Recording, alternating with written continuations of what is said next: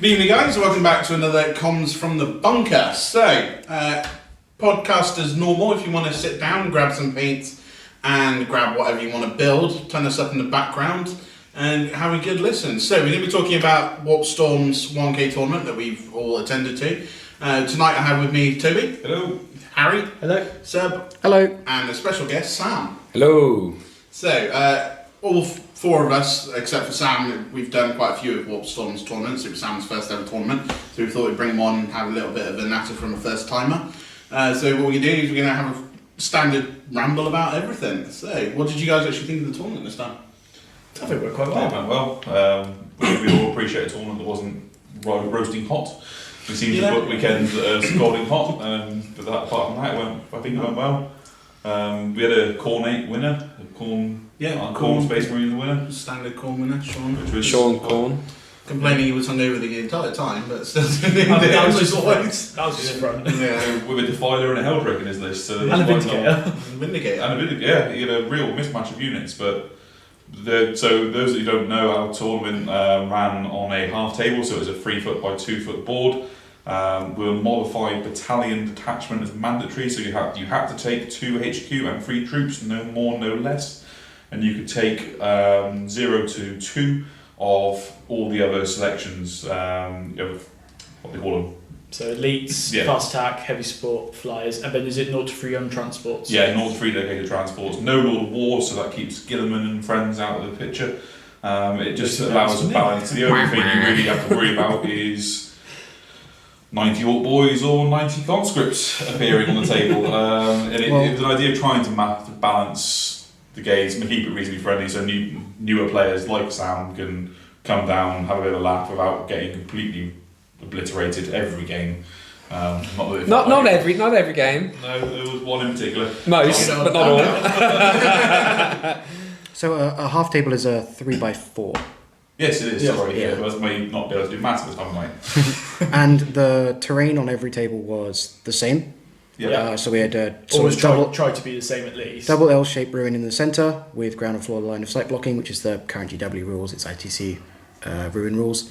And then there was barricades in each deployment zone, which is sort of a fairly loose rule of what barricades are. It was meant to use the Chapter Approved 2018 rules, but then I don't think anyone brought Chapter Approved 2018 with them. And sometimes there was crates, and sometimes you could stand on top of the barricade, and sometimes... And if you can stand on top of a barricade, is it still closer to the enemy than for the purpose of the rule? I always default back to the golden rule and the GW main rule, but we just, when in doubt, let the dice aside. Yeah. That was the... I think it was more down to...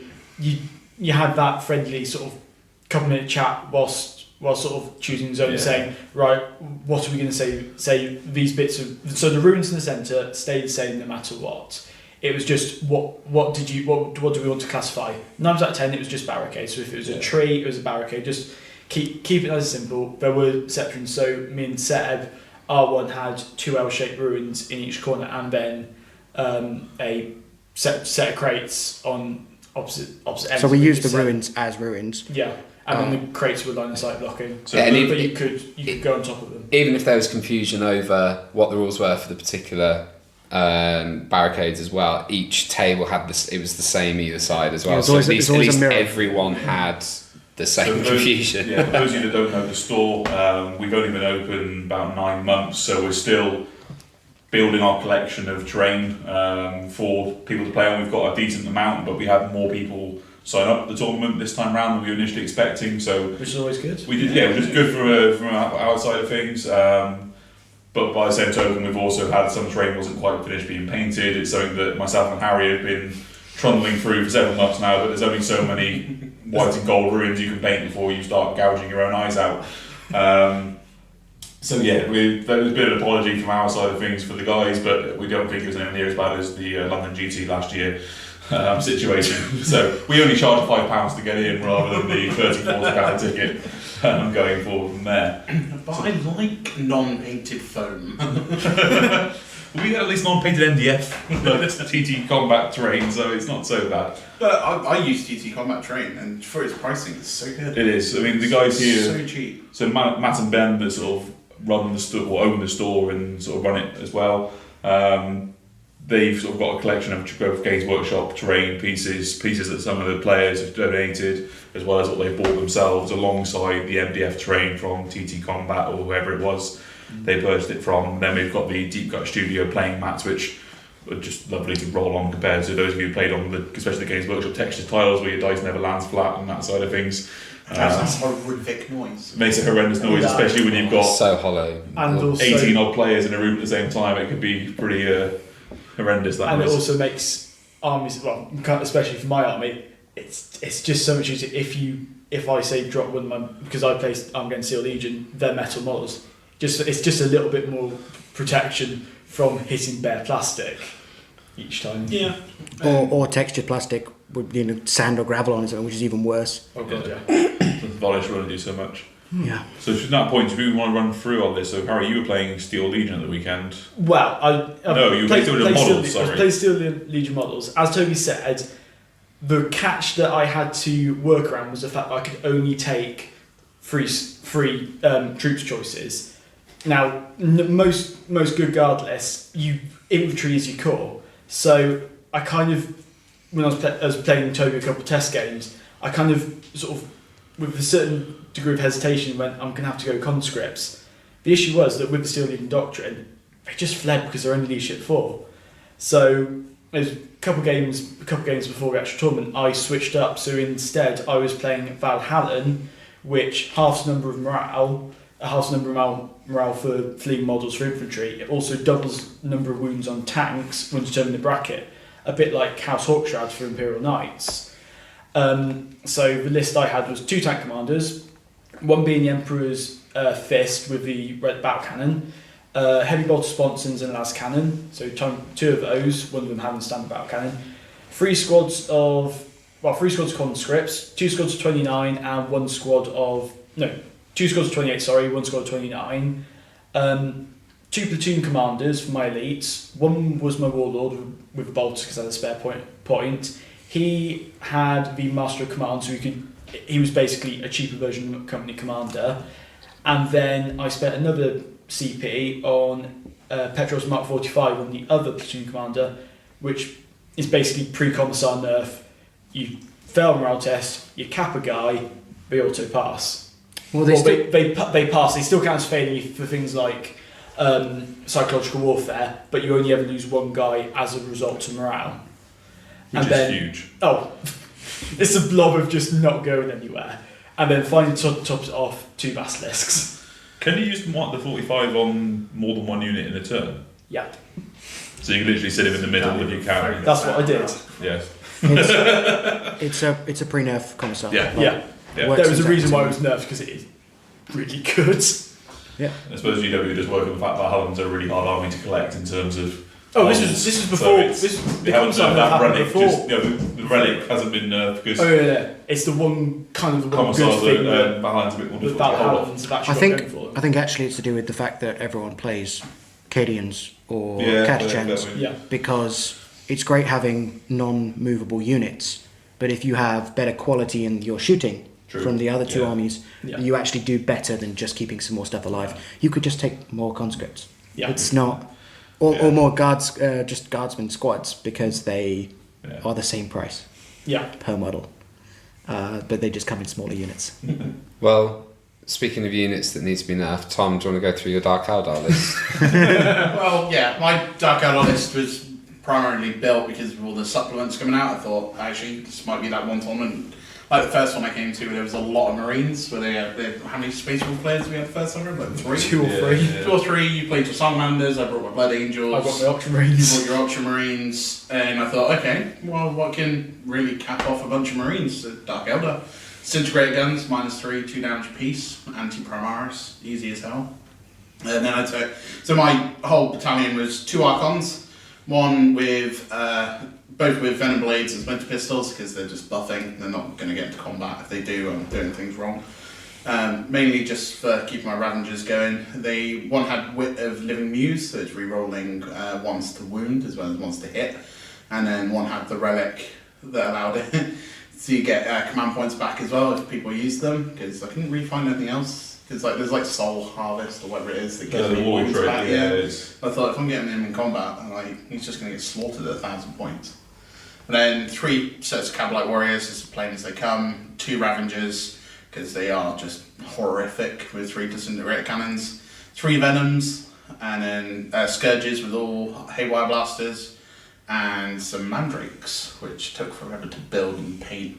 Because they were fine cast and they're horrible, and please don't ever make me do it again. And then This army's quite new for you, right? Like, how long have you had this is the first time I've actually ran it anywhere. I did one test game against Seb in his Tau.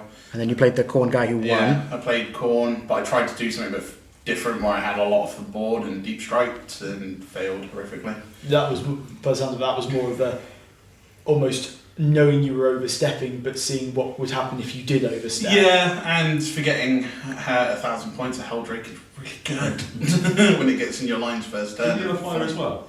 I did have a Razor Wing as well. Just standard disintegrator cannons, twin, splinter rifle, and then the missiles. So that can't hover, No. and it can't double turn like a normal Eldar flyer. No, but you still get 9 degrees. So. How easy was it to keep it on the board for the whole game? Well, out of my 3 games, the first game I used it to snipe a character, so I sacrificed it knowing it would go off the board second turn. Right. But I took out Demon Prince. Second game, I did what I did. That's fair trade. Yeah. Yeah. The second game, I made it just go corner to corner, and I just kept rapping the Eldar, whereas he was firing at it as it went round, and he finally killed it. Do you think that he could have punished you for that by placing models so that you couldn't stay on the board? Yeah, I think he could have. So in a previous tournament, I ran a very similar list, but using 2 Razor Wings. We came up against a Plaguebearer Horde, and that was all Abner, who was at the tournament the weekend, did against went. They're so easy to go, I know exactly where that can go next turn, and just plonk a Nurgling base there. Yep. And just literally screen you out with Nurglings and Plaguebearers because you can get so much ball control. And it's quite hilarious when Nurglings are being wounded on 4s against splinter weapons. That's really frustrating. But then, like the Razor Wing missiles, Yeah, like I thought it had to be infantry keyword, but there's nothing in it. So as long as it's not a vehicle, I get +2 to wound. So against the Demon Prince, I was hitting on 3s, wounding on 2s. Or against the battlesuit. Yeah, and Battlesuit would be quite good against. Its battlesuits are very much fun to fight against as But then, like Haywire against battlesuits, first time I used it against Seb, I was like, yeah, go Haywire. Yeah, it doesn't have a vehicle keyword. Oh god, I'm hitting it as normal. What's going on right now? No mortal wounds. Yeah, but then you had the missiles and you had the poison and all sorts of other things that sort of fix that issue. But you also have drones. I do. Yeah. Tau have drones. So But then, like against Sam, you actually did the right thing first turn, nuking down my Razor Wing. Yeah, I mean, we'll go into it when we talk about the actual report, but I went totally blind against the Dark Eldar, and I said, oh, that thing looks massive. Let's just try and get rid of that off the board first turn, and apparently that was the right thing to do, so... It was. It's, like, if I'd gone first, I would have been straight in your lines. I would have been toxin, like, I would have been 13. And as we'll discover, you didn't need that bonus going So in. before Sam talks you through his list, I was playing somebody else on the table next to Tom and Sam, and the words that came out of Sam's mouth during that game aren't repeatable for potentially a family-friendly podcast. Well, it wasn't. It was. It's just Dark Eldar. They're just, you know. Yeah, They suck they the have soul to have out of- some form of, like, yeah, well done, you haven't had models for 15 years. Yes. Here's some alright rules to hurt everybody. It's a celebration of ignorance, giving them such good rules. Well, Yeah. Speaking about sort of that's what the word we can't say. It was said when we had our game. You went right. Do you know what? Do you want me to go for anything? I just went back kill stuff. They're drones. They do ignore wound. That one. And then just it's if you know how to play that list, play your army, you'll find something solid even at 1,000 points. And that's just how it's gone, really. Yeah. Sam, what was it you ran in yours? You were playing Smurfs, weren't you? Yeah, so you can tell I'm a new tournament player because I bought Smurfs and obviously no Lords of War, so no I was Gulliman. super excited for a new supplement, to be honest. Yeah. Oh no, it was great. I mean, it was having any sort of game this close to a supplement coming out. It's never going to be it's never going to be an efficient sort of set of games. But the list was Primaris Captain with Power Sword, Vox Spiritum, and Adept of the Codex, and he was my warlord. It's a good old relic. Yeah, it's good. I mean, on a half table, as well. You've got almost not quite. You've almost got a full. It's an 18. Coverage. Yeah, it's like an 18-inch bubble and just stretching units, especially because you're just firing down the flanks anyway. Everything can line out, shoot down, and still get the. It's pretty good. Primaris Librarian. I changed up the spells, but Fatal Error number 1 was not taking Noel's Own against Tom in our Dark Eldar. That's, so you live and learn. Not close enough, to be honest. I may have had 3 models left at the end of the game rather than 2. You still have to cast Noel's Own. You still have to cast Noel's Own. If I knew Noel's Own, I probably would have just killed him straight away. He just ignored him till he perils himself off the board. Yeah. Yeah. No, literally every game I had, every single wizard just blew themselves up. Yeah, I took 2. Yeah, I was two mortal wounds on mine in our game. I don't know how Jake did that. The troops' choices were an 5-man intercessor squad with Stalker Bolt rifles, 2 tactical squads, one with a las cannon and one with a missile launcher, and then I had 2 3-man aggressor squads with the fire auto bolt storm gauntlets, whatever I believe that's phrased, and the frag grenade launchers. Not flamers. The non-flamers. The DAC aggressors. 120 shots per turn. Yes. My Salamander Codex. No, that's shots per medium, not bullets.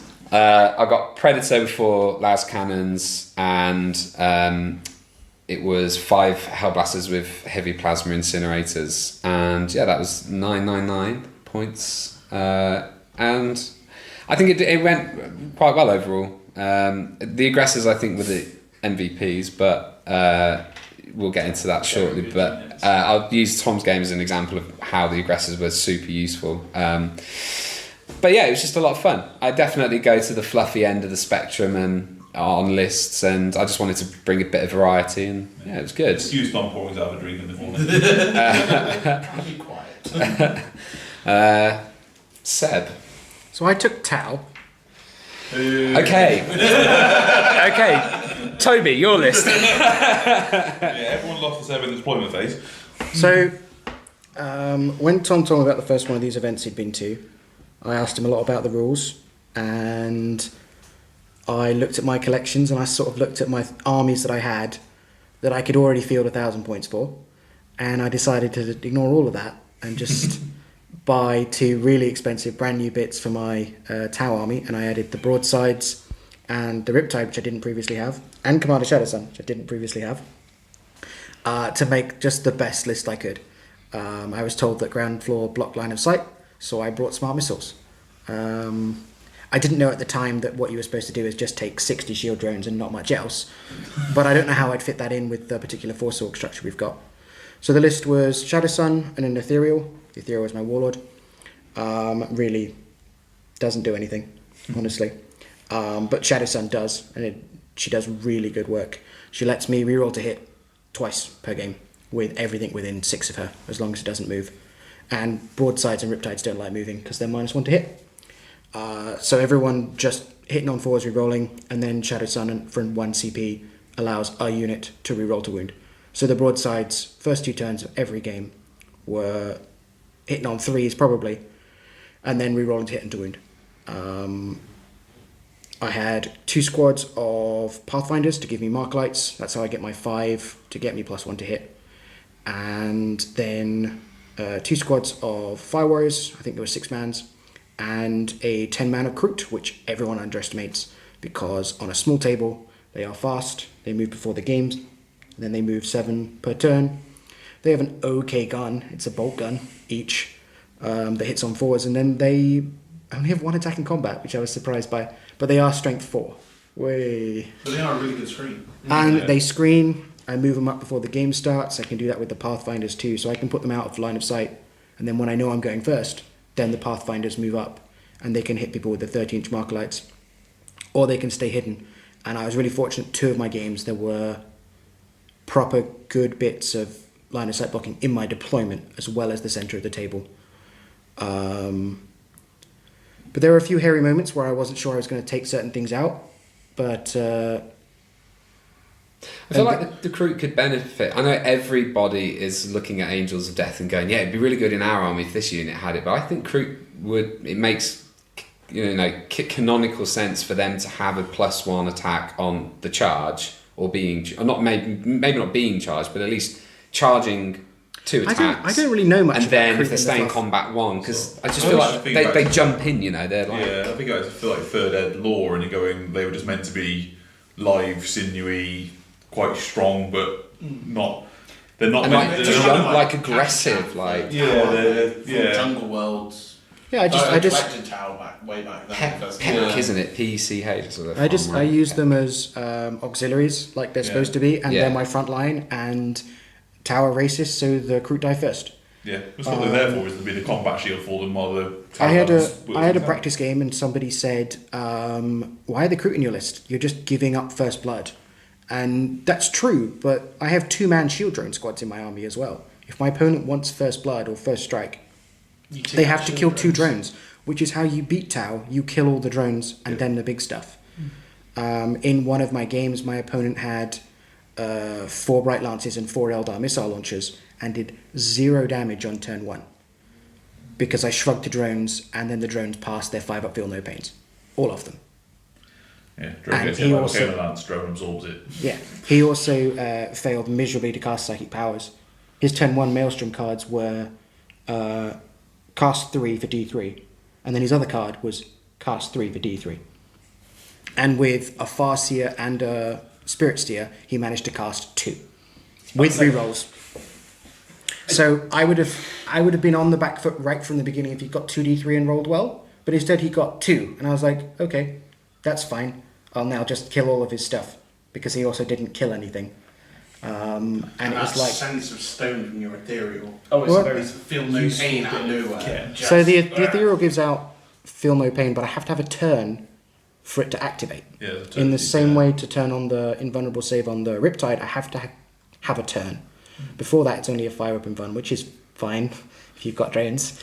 But the feel no pain is really useful. And then after turn 2, when I was no longer getting reroll to hit, I would just use the ethereals. Everyone reroll 1s to wound. Sorry, 1s to hit. So then I just ignore marker lights from that point forward. Probably most of the Pathfinders were dead anyway. So I could maybe get 1 or 2. No point, just get everyone to reroll 1s anyway. Yeah. And I can still have a unit rerolling to wound with the strat. And I did alright. How about you, Toby? What did you bring? So I, again, did similar sort of thing to Tom. Looked and went, ooh, all the marine supplements coming out. My primary armour is salamanders, and I'd said to Harry, I think I'm only going to bring them if the supplement comes out a lot earlier than we expected, which obviously it didn't. We've got some lovely leaks and what have you, but we've also that seems to be lining up when GW have grand tournaments. If you look back to where it is, it seems to line up quite nicely with there. So October is the next one, I think. So that would make some sense. So I painted up a Death Guard army. It's been sitting in the cupboard here, the cabinet here. I thought, I'll take him for a turn. Don't own the codex, don't own the cards, borrowed them off a mate. Toby, we both said after our last Fanbook tournament, we went, look, lots of people are running power armor anyway. We both made a bit of an agreement that we wouldn't play power armor for the sake of variety of everyone else. Yes. So I paid power armor, just nobody power armor. My other armies are either Grey Knights, which just, you're in for a bad day, you bring Grey Knights to any formal tournament, even a friendly tournament like this. I remember just the first tournament I came to, and there was a Grey Knights player here. He hasn't come back since. No, No. he went against Thousand Suns as his first matchup, and I was on the table next to him just watching him melt. Yeah, he He was not a happy person. My other army then is Necrons, which again at the moment they're in a better place than they were, but not in a place really that, in all honesty, I don't have the models to make them work the way I need them to. And at the moment, I'm not willing to invest the pounds into more Necrons unless the new Codex comes out. So they're gathering dust. So I brought Death Guard. Running the list, I brought a standard Chaos Lord with Bolter and Bale Sword, I think it's called, just because the way The it's one modelled. plague weapon. Yeah, just so it's just what he's armed with, is the way the model's built, because he's based off of the Plague Surgeon model.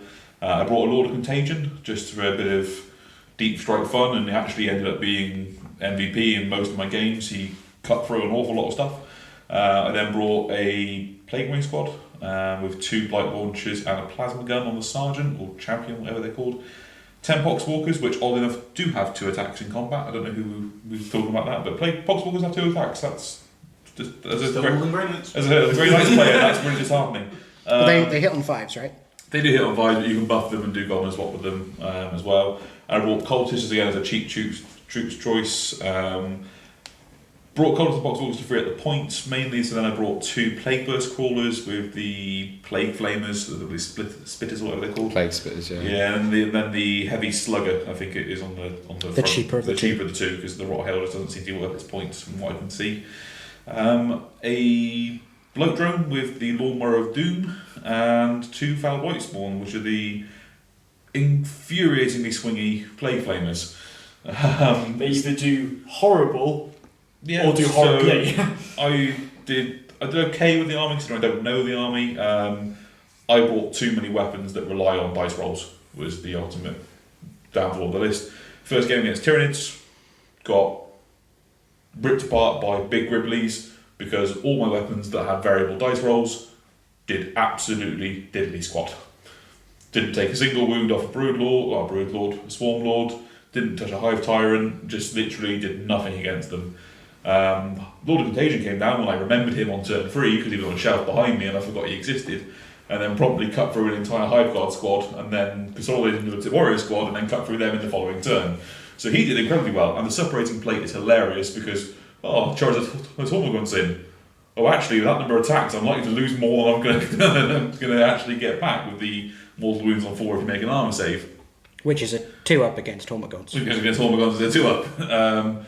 I had the same thing against the second game against Tau. Not my Tau. Not Seb's Tau against Ben, the owner's Tau force. Trying to kill just to slow him down more than anything for sacrificing Fire Warriors. You can't kill them all in one round of combat. Oh wait, you can because they've killed themselves on your armour.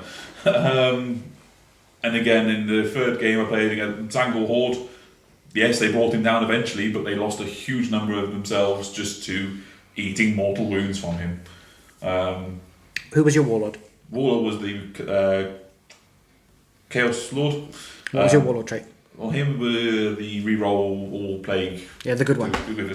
It's the one you take if you're going to do it. Yeah, if I was being a little bit clever, I'd probably taken the relic on him as well, the helm, which gives you the extended aura range. Again, I don't know the army very well. I'm going to chat with another left guard player during the game and sort of change up my tactics a bit as the day went on. But ultimately, it was a bit of fun just not to bring salamanders.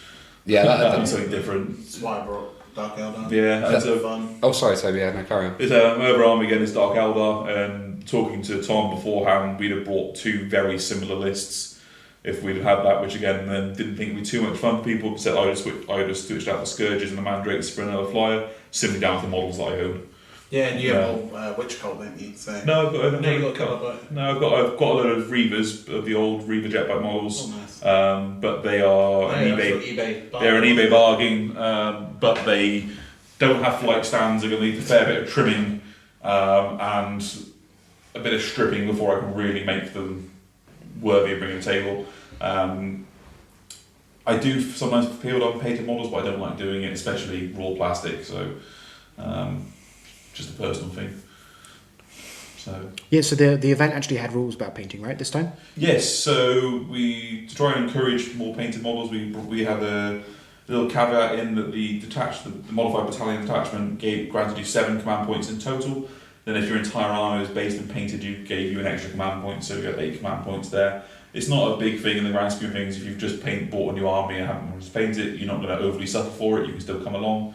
But 1 extra command point can allow you to bring the extra relic or whatever the high level strats may be. Vect, if you wanted to use it. I don't know if you did use Vect during the... Only 1 game I used Vect, and that's just to stop Zangors from ripping a Venom apart. Stop the double fight strategy. Yeah. Stop the second round fighting. The 4 command points is a bit heavy, especially it when is you heavy. start with 8 maximum. But when you were in our game, I think you were so consistently gaining back command points. It was infuriating. No problem at all. But like, even though it's 4 CP, I use it more as like a mental game, reminding people that I have it. Yeah. And it is there, and I'm holding 4 CP back, and they're like, am I going to do something? He's going to suddenly throw this in my face. It's quite nice. But then again, that 1 CP sort of addition, if you have your army fully based and painted, this is not a competitive tournament in any way, shape or form. This is, as it says on the Facebook, this is a friendly 1,000 point tournament. I didn't bring a friendly list. Yeah, no, you my didn't. list wasn't that The friendly, people aren't necessarily bringing friendly lists, but the idea is you're not turning up with hopefully with the mentality of here's just curbs. I want to. Yeah, I mean, I got tabled. I conceded turn 2 against the other Death Guard player because I was not in any sort of tournament sweat mode at all for that first game, and he was not. I'm not knocking him. He was doing what he should have been doing. On the ball. He was on the ball. I wasn't on the ball, So and I lost about 2/3 of my army by the end of turn 2, and I had taken barely any of his units off the board. I mean, and then goes up and plays doubles tournaments up at Warhammer World and Yeah, play at a reasonably competitive level when he wants to. Yeah, and so, but I came expecting that sort of level, but it was definitely a shock, and then that meant that I was definitely trying to be a little bit sweaty, especially, I think, in the game that I played with Tom, I used the aggressors to surround your transport and then killed it in combat. It didn't blow up, and then you couldn't disembark, and it was like all these tiny things that for me I was just picking up as I was going along. But yeah, it's also a knowledge exercise. I mean, Seb has excellent knowledge about pretty much all of the armies. You do. Whereas I was largely unaware of the invulnerable saves on the everything plague. What's the plague burst crawler? And so I put my plasma incinerators, I put my pred into it, and I just didn't. I took like 1 wound off of it, and that was my turn 1 was a single wound on the plague burst crawler, and I had a Toby issue where my dice rolling was pretty bad as well, which didn't help. And you mean the Harry issue? I had the warp store gaming issue. So knowing now, would you go into your 3 games with a different plan? Yeah, well, I think it was unfortunate that my 3rd game was against Tom's relatively unbeatable Dark Eldar. Andy went first. Yeah. No, actually, I seized, which is how I managed to get rid of his big... Right. Everything was set up. It was very unlikely that I was going to get the seized, but I was like, well, whatever. And then, I managed to get it. So, I mean, what I also did in turn 3, although this was the end of the aggressors, was I got, I did, what's the treacle in America? Oh yeah, and burst through the wall. Oh, cool. I burst through the wall with the aggressors, and I took out your You killed my warlord. Your warlord, He was the rest of your scourges, and then the troops unit. standing cavalry. Cavalry. Did the Archon fail his first inland save? Yeah. Consistent every game. I felt it was obviously because the way it dice was just in my favour because I was in the tactical doctrine, which meant that they had stood still, they hadn't advanced or anything, so they'd stood still, and then it's 4 times six. You could shoot one of them, and it was like I literally was like, he's fine. Like my last 3, I was like, I failed. Okay, yeah, now he's dying. Dead. Now he's dying. Yeah, now he's dead. Yeah, and then I pushed them into combat, but that was sort of my undoing really because I that would just put them out to pasture to whatever he had left at that point, which was quite a lot. It's but probably what running the games as well because all the missions of these because.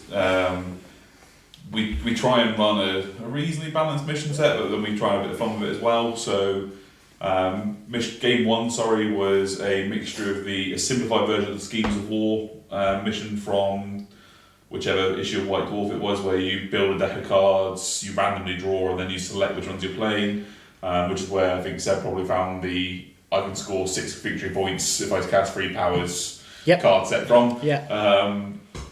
I had fun. I had fun with the first 2 missions.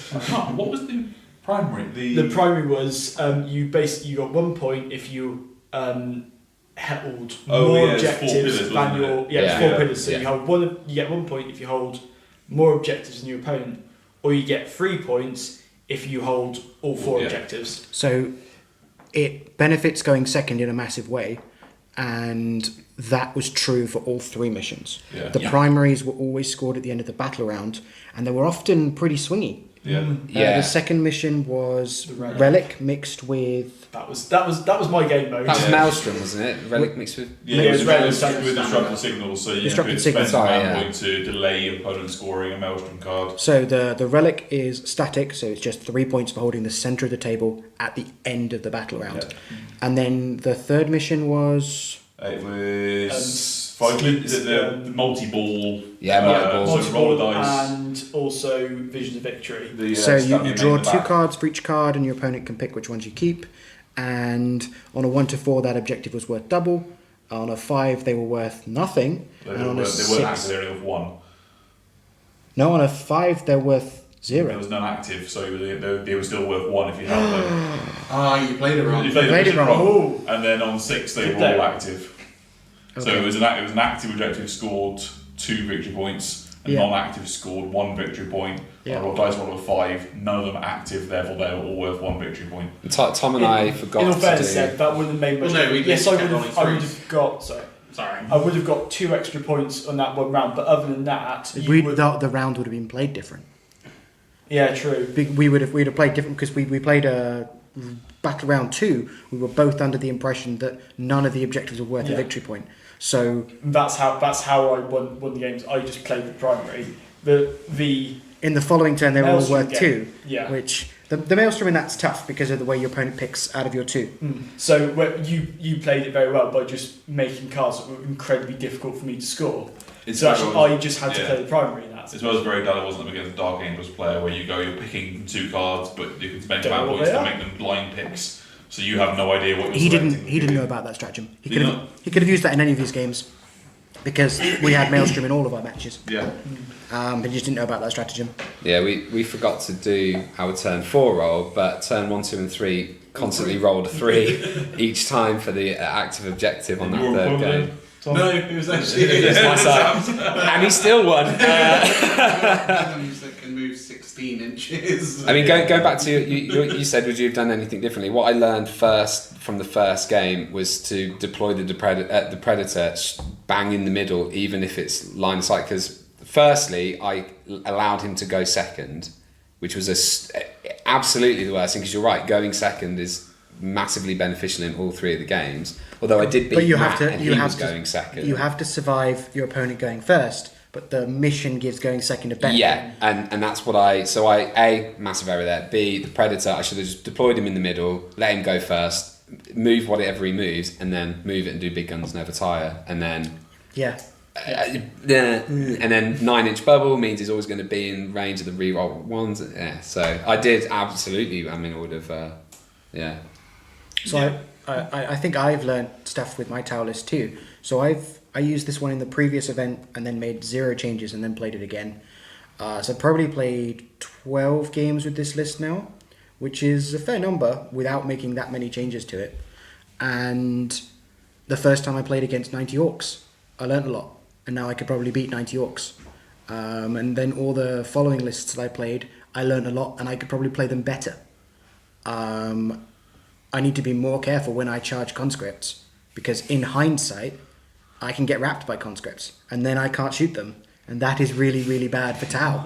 There was that one turn. Well, it did. You kind of lost track of time a bit. You thought we were running out of time, so I rushed. You rushed your turn, and all of a sudden, yes, you would absolutely annihilated that unit. I spent 2 CP to autopass my last remaining conscript on that board, and from those, it was 2 platoon commanders and the conscript. I scored 6 points Before Maelstrom, just on the primary. before Maelstrom. But we had a sort of semi-active objective because we both got defend 2. Yeah. So And- everything was faced on 2. So we went back and forth on 2, and honestly, I should have just let you have 2, and then stood on whatever one was on my side and shot you more. Yeah. I shouldn't have got that close. The other thing I surprised the other Tau player, which is Ben, who was one of the Fallen Store owners who brought a similar list to Seb's, but ran Shadow Sun and a Fireblaze, I think there were Just 6-man Fire Fire Warriors, Warrior squads, no crew. Riptide, and some missile side broadsides, and splattering of drones as Tau do. Basically the same list. Basically the same list. So bar the crew. Shooting at the crew and a few other bits and bobs. I caught him off guard with the Lord of Contagion, deep struck in, survived the Overwatch from a Tau set broadside line. Just my plague drone had gone in round the sides, again isolated the fire blade, didn't kill him really annoyingly, but it dragged the Tau line out enough to then not get quite so much Overwatch. And then all of a sudden, Lord of Contagion just sits there in the middle of the broadsides going, okay, with 6 wounds a pop and drones, how the drones get in the way, the big axe is still annoying. But going, okay, I've now lost a turn of firing because they haven't got fly. Yeah. And all of a sudden, you've lost so much of the firepower in that list that you sit there and go, okay, that's brilliant. Now what I'll do now is I'll then throw Poxwalkers into that unit and they can't Overwatch. And then the Lord of Contagion is free to go and poodle off and hack some more things in half. But the broadsides are still locked up by the Poxwalkers. Yeah, who did nothing against them other than course. him in place. Yeah. And then just hosed down his Riptide with the Foul Blight Spawns, who really annoyingly rolled up a 6 shots at strength 11 against 2 Fire Warriors. So this is a game you won, right? Yeah, so it literally melted them 6 shots, strength 11, -3, 3 damage a pop against 2 Fire Warriors. Auto hitting and re-rolling to wound. And re-rolling to wound, all of it. And he sat there going, why did that not happen when I tried to mount a Hive Tyrant or a Riptide or anything else? That's the joy of bringing swinging weaponry, I think. It was a lot of fun, but it's just that thing of, you don't see all the Contagion on the table that often, I think, when I'm looking on, watching backgrounds online. 120 points and they're a 4-inch move. Yeah. I can see why they're not in very many lists. It's that thing. The issue is if you do not make that deep strike charge up. Yeah, I was very lucky. I made every single one of my charges with mine.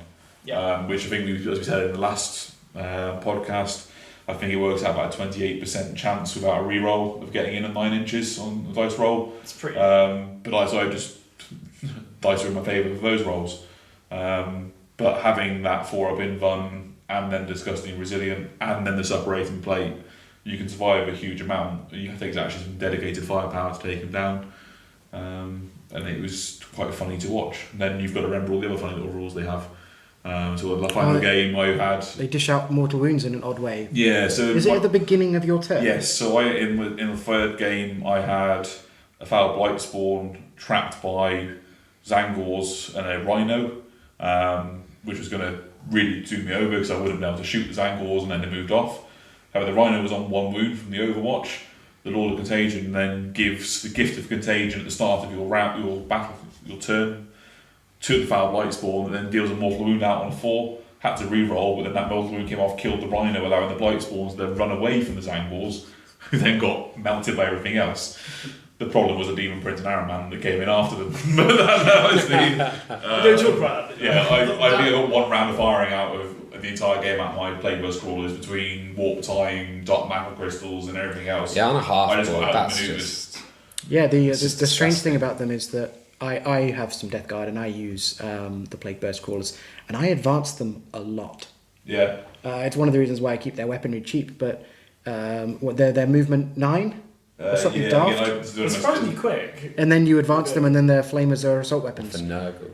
And Death Guard are surprisingly fast because you can advance so much of them without penalty. And if you bring the Bell Ring and do that no one brings, you can re-roll your advance rolls. So I use him when I'm running like all Poxwalkers. Yeah. Because I will. A couple of casters and Typhus and then that guy, you can just run a very. You can basically run a squad of Plague Marines up the board for not a lot of points. But yeah. I think that a Rhino would be cheaper, but.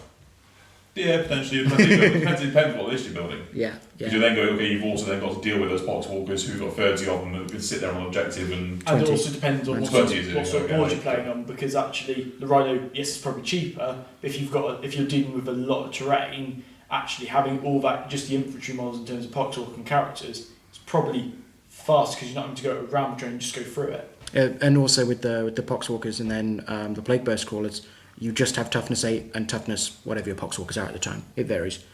And then your opponent's firepower, their anti-tank, their strength 7. I mean, are they going to shoot zombies with that? No, they're probably going to shoot the Plague Burst Crawlers, and it's probably not going to do very much. The Plague Burst are brilliant bullet sponges. They really are. Yes, they really are. To be honest, that would have been one of the lists I just struggled with in my order. Yeah. Because even with the weight of shots, I probably still wouldn't have got through with what you got. It's the fact that if you build the list in the right way, from what I've seen in other games we've played here where we've not had that limited attachment, you can bring them back, Plague Burst Crawlers, with some of the no demons rules, because they've got the demon keyword. Oh yeah, but we were playing mono faction. Yeah, so in this when we played the other tournament, we played the 1750, more basically free range tournament. You think, I could just resurrect the Plague Burst Crawler. Can I bring up a well obviously moment? But seeing as it was my first tournament, one of the biggest sort of shocks was the time limit and having to adapt my generally quite laid back playing style to I really need to get stuff done you quick. You had a problem with the time limit. Yeah, I know you. Harry used it. Movement trade. Exactly. When you're using a dinner tray to bring a full dinner tray to bring your entire army over, yeah, you've got time limit issues. But the last time with that is that we're quite lax of our timing, in that our counters don't start until you roll the first dice. Yeah. So the deployment doesn't count towards your time limit. Yeah, Whereas imagine trying to do this on chess time. Yeah, I'm on that turn 1.5 and I'm out of time, guys. Yeah. No, it would be 2 hour rounds rather than what we have, which is an hour and a half, plus then plenty of time for setting up. And we'd be more reasonable with what lunch was, and then there wouldn't be a second break. I mean, it was still a fairly short day for an event. I mean, it kicked off, was it 10:30? It was 10:30 for it was 10:30 arrival, which basically means it was at a 11:30 kickoff, because we know no one's going to be here at 10:30, so we make it earlier. Larger events though, it'll be 10 o'clock. The first dice will be rolled. Yeah. And that'll be for sides. And I mean, then you've got 2 hours from then. It doesn't matter if you found your opponent yet. Yeah. It doesn't matter if you found your table yet. So it's different. In this place, finding a table isn't quite so difficult. There's only 6 of them, so it's not quite so bad. To be honest, for a first, the first one I did here was my first 8th edition tournament, which it being slightly laid back, not being so sweaty. gamey, it was nice because you could make a mistake. A lot of people are like, just go back. Oh yeah, fine. shooting and I did a movement in the shoot something. phase, and I was like, Tom, I've got to move those. You're not going to have a gotcha moment where, my first ever tournament I went to, I had someone pull off a gotcha moment in my face, and I was just like, well, I don't really want to do this anymore now, do I? No. Yeah, kind of takes the edge off, doesn't it? Joe, was it? Yeah, Joe. So I don't know if he'd actually played the game before. He played with me, and I barely played, and I played more than him. So we always do. Because of Conquest, we've got about 2k of Ultramarines versus Death Guard now. Yeah. So we've just been playing that over and over again, and getting used to all the different rules and stratagems, etc. And going as we're going along. I think the amazingly tactical thing that he did do against Harry, but that was a tactic that Harry told me to do a few weeks ago, was he used the stratagem that allows Stalker Bolt Rifle intercessors to move and target a character on the board. So against Harry, he moved the intercessors, used a stratagem so that he could then target the platoon leader or what it was. So the tactic is you leave that squad of Stalker Bolt Rifles out of line of sight for turn 1. You can do it. The overall tactic, the overall tactic. You can do it turn 1 by playing squad doctrines, which are not doctrine specific stratagem. But Joe waited till turn 2 to kick in the tactical doctrine. Yeah. So that means you can counter station when shooting. So he moved to Stalker Bolt Rifles, which are heavy, so it would have been -1 normally, but weren't. He then played. It's called Target Sighted, which gives Stalker Bolt Rifles the sniper. Basically, gives them the ability to use the sniper rifles. And does mortal wounds on 6s, costs 3 command points. And then took pot shots at. I can't remember. He took a shot at either a Warlord or Petrov, the Petrov's Mark 45 guy. Yeah. And I think it was the Warlord, and he brought him down to 1 wound. Yeah, and Joe just said it's the only time in the whole sort of day where somebody looked at what Joe had done and went, because everything else Joe did was really run of the mill, just like Yeah, you know. I did see you coaching him in between rounds. Yeah, that's how bad Joe is. I was coaching him. So you normally play like kitchen table 40k? Oh yeah. Proper poor hammer. Just, I mean, my arm is like as painted. I'm a part. We don't charge to come and play here, right? You can just rock up and play a few games here. Yeah. Oh no, but he lives all the way in Solihull, and I live like an fair hour away myself. So no, we just play poor hammer, and even though my arm is like fully painted, all my Death Guard stuff is just Green, built, bare and plastic. that's it. It's just bare plastic. It is green, fortunately, but so I brought him. He was just going to come down just to watch because you know he doesn't really have other people in his area, so and we were a person down, so I paid his £5 and we just threw him in against Ben first game, and Ben was very, you know, Ben's a good first time opponent. Ben has got the tradition to lose every single tournament he goes to. Yeah, so he did come in last in his own tournament. He has done for every tournament he's hosted. I know. I think you don't win your own tournament, but that doesn't mean you have to lose. But he's also every lost every single Magic the Gathering tournament he's hosted here as well. So he's been, as an owner, he has The terrible only track person I record. know that can go to London GT with a semi-decent It's pyramid decent list list. and still come away with one win But against he also didn't realise that aircraft can't hold objectives and lost 2 games because of it. Yeah. So I play kitchen table Yeah. Warhammer at home. Like a game of 40k that kicks off at 1 o'clock doesn't finish until 11:30 when they have to leave. Yeah. Because it's a social game and it's fun. Yeah, that's what we've been doing is because, and we are super narrative. I mean, going back to your really far back in this conversation to your tower racist comment. They are. They were introduced when I was into 40k the first time round, and I loved them because I was like 12, and I was really like, oh, the tower, they're the good guys of the universe. There's absolutely no negative things about them. I left the hobby, came back at the very beginning of 8th edition, And basically, and I was like, oh no, tower, just awful. They're just awful people. But What's the tower one? It's the ethereals. yeah, it's ethereals, but the great or good. pretty Yeah, great so- or good. For a Gloucestershire-based store, they are the best army. Yes, but yeah, so yeah, I mean, I regularly travel quite a lot, and anytime I can, I'll like leave really early in the morning, get to Joe's with all my 40k stuff, and we'll do like a 10-hour game, but we take our time, and we make sure that we're doing stuff correctly, not to be sweaty and I can see the tip of that gun kind of thing, but just so that it's just a social thing and we're just having fun with it. So that both of us going into a tournament setting, that was moving models aside, like having to think, and you don't want to take the mick against your opponent, and it was to get to turn 4. I think we got to turn 4 bang on the end of the thing, right? Through my turn very, very quickly. Yeah, because I did because I had 4 models at the end of turn 3. I had 4 models that they didn't hide. They were tactically positioned Your warlord on 1 wound. to surround my warlord on 1 wound, because that would have made a difference. Yeah, I was like 20 up at that point. So in my second game, I played against some Dark Angels, and my opponent had 6 aggressors, much like you did, Sam. And I knew from the beginning of the game that I had to kill his aggressors because he had some tactical range, he had some scouts, he had a flyer. I shot the flyer a bit because I get bonuses against flyers. Which one did he bring? The Dark Angels one? Yeah, the Dark Angels one with the Rift Cannon. The one Imperium flyer that's probably worth its points. Yeah, I mean... The recent point drops probably not so much. I put it down to 2 wounds, and then it was out the game, basically. It can't do anything once it's BS 5+. It can drop bombs and then hit with its Rift Cannon on 6s, or just hit with its Rift Cannon on 5s.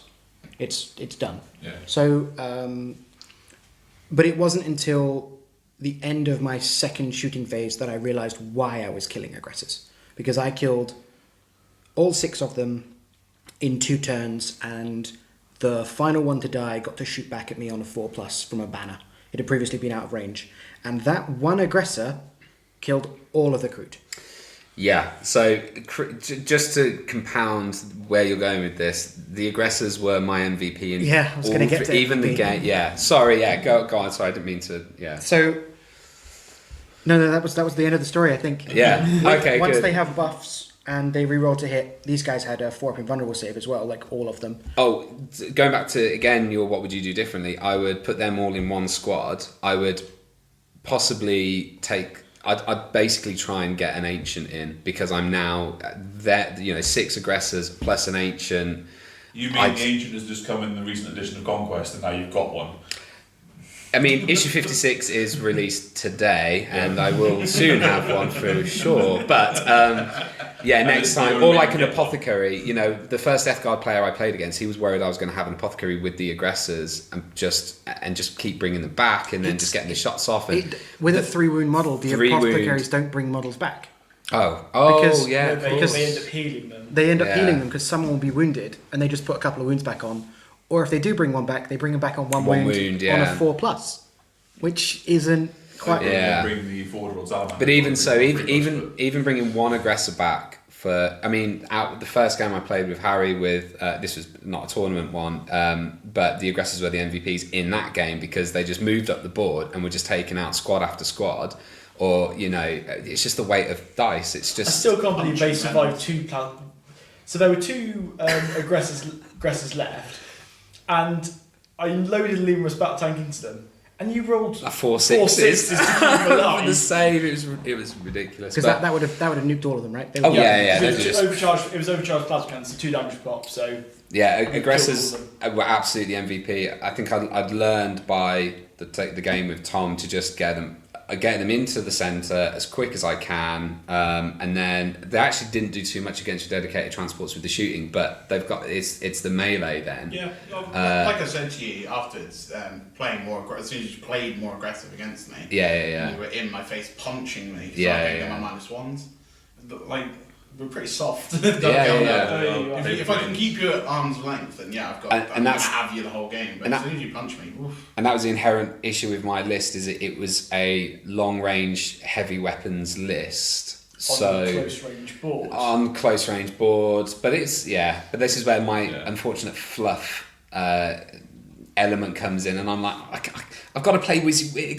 I can't say that they're auto bolt rifles if they're actually Stalker. I would have just had a value fit. Going potentially a couple of blob or 2 blobs of aggressors, then bringing, especially bringing the bolt variants, spending 2 command points to upgrade your caps into a chapter master. I know Fluff Bunny, Calvar. Don't really care. You go all them shots re-rolling to hit as well. With a potentially lieutenants to beside them, it suddenly starts becoming really quite scary. That's what happened on my first game. So out of two of my 3 games, I played Ultraman. So I made the right call taking guard with me because I was in a very boring tournament. But the chap had brought an aggressor gun line and auto bolt storm. So 2 big squads of about 8 or 9 intercessors. Squad tactical means with a missile launcher, then Dread with twin lads and a rocket launcher, and then as many aggressors as he could fit in with the rest of the points. And he upgraded that did the 2 CP upgrade to a chapter master. He had nothing to take out my tanks other than Ven Dread, which died turn 2 because he nuked a basilisk and then I nuked it. But the fact you had. It was best part of 30 shots from 60 shots from the intercessors, and then probably about 60 shots, maybe more from the aggressors. It still though took him till turn 3 to finally chew through everyone of the conscripts. Yeah, but you did have 85. I mean, it's 54 dice average math hammer, and I mean, you can double it up if you don't move. So it's tactical doctrine. You're getting no penalty for moving. You get in your face. On average, you're still looking at 100 and something hits. Wounds, you're looking at 60 something, and then maybe not great on the saves, but it was still taking 2 turns. He chewed through about 25 a turn, I think, give or take, and you go, actually, that's a decent amount of anti-infantry firepower against, say, a big orc boy horde. Perfect. You couldn't have asked for a better list. The issue though he had was that once you chewed through my conscripts, I still had 4, but I had 2 Leman Russ and 2 Basilisks. Three, no anti-tank. Yeah, And, there are 3 tanks and 4 down health. and punch you to death. It's But I kept them at a distance. yeah. and then going back to Seb's point, I mean, the recent, codex for Space Marines, and now they're up to 3 wounds. They're bullet sponges. They're toughness 5 and 3 wounds, and They only have a 3-up save. Oh, is it? Yeah. You throw a little bit of AP on them and they do die. Which is where I'm really excited for the Salamander ones, where you go, okay, you're ignoring that -1. There's a few things looking like the Codex is saying that there's going to be a new Warlord trait where you can re-roll the amount of flame that hits within a bubble. So you take the flame variant of the aggressors. You then just stick run them at the board. You stick with tactical, run them on the board. You re-roll. You've got 6 of them. You then stick the Vulcanist down, the Forge Varmint behind. You're then re-rolling those wounds as well. So you should. The problem then is getting them up the board, and as we've all discussed several times now, there still needs to be a cheap Primaris transport that can transport Gravis, because a repulsor is so many points. Yeah, It's not throw like- in. and it can't fit 6, and It's which not is just really weird. viable in 2K. Yes, you can stick them in there, but then you're especially with the format that we're doing, where you have to say 2 HQs and 3 troops. It's very unlikely if you do want to take a repulsor or 2. And And if actually, the rest of your stuff is going to be Bare bones. it's going to be bare bones and not actually contribute to the fight much, apart from maybe capping the objective. And then what's the point? Because if you've got those bare bones and then the points for the repulsor, you probably don't really have all that much left for the aggressors anyway. So So if you did you come up against an opponent with aggressors? No. But Harry, you played against one person with aggressors. Yeah, Obviously, Tom did. Yeah. I think I did. Are you playing anyone with aggressors? Not this weekend. Were they the most popular unit? they are. To be honest, Sure, look at every Marine player, they don't There's- them all. well, for- Joe had them as well. Joe had them as well. Yeah, against one you. had He had the flamers, but Yeah. he I said, think Because they like came in Conquest. 21 of them, Yeah. so they're They are a very good unit, and like you said last podcast, Marine stuff probably won't get points changed this chapter approved. However, the March FAQ next year, I do expect them to probably go up a couple of points because they have become very good, especially if you chuck them into tactical, and that's 100 odd shots at -1 AP. Will we see points changes for the different supplements? No, I don't think so. I think it would just be a generic one across the board. That is such a shame. Which is a shame because certain armies, certain units work. They're ridiculously well. better in Ultramarines than they are in Iron Hands. Yeah, in the same way that the Iron Hands tanks are better than the Ultramarines tanks. But if they're So that's less selling easy well, to say. Yeah, but you know what I mean, though. But if they're selling that well, will GW want to do that? 'Cause So they've been trying to balance the game on the whole, ignoring Knights when they didn't nerf them as quickly as they should have done. But that is also to do with the cycle of when books get released. So it was their codex and then chapter approvals quite soon, and Yeah. it wasn't until the next year that they got nerfed.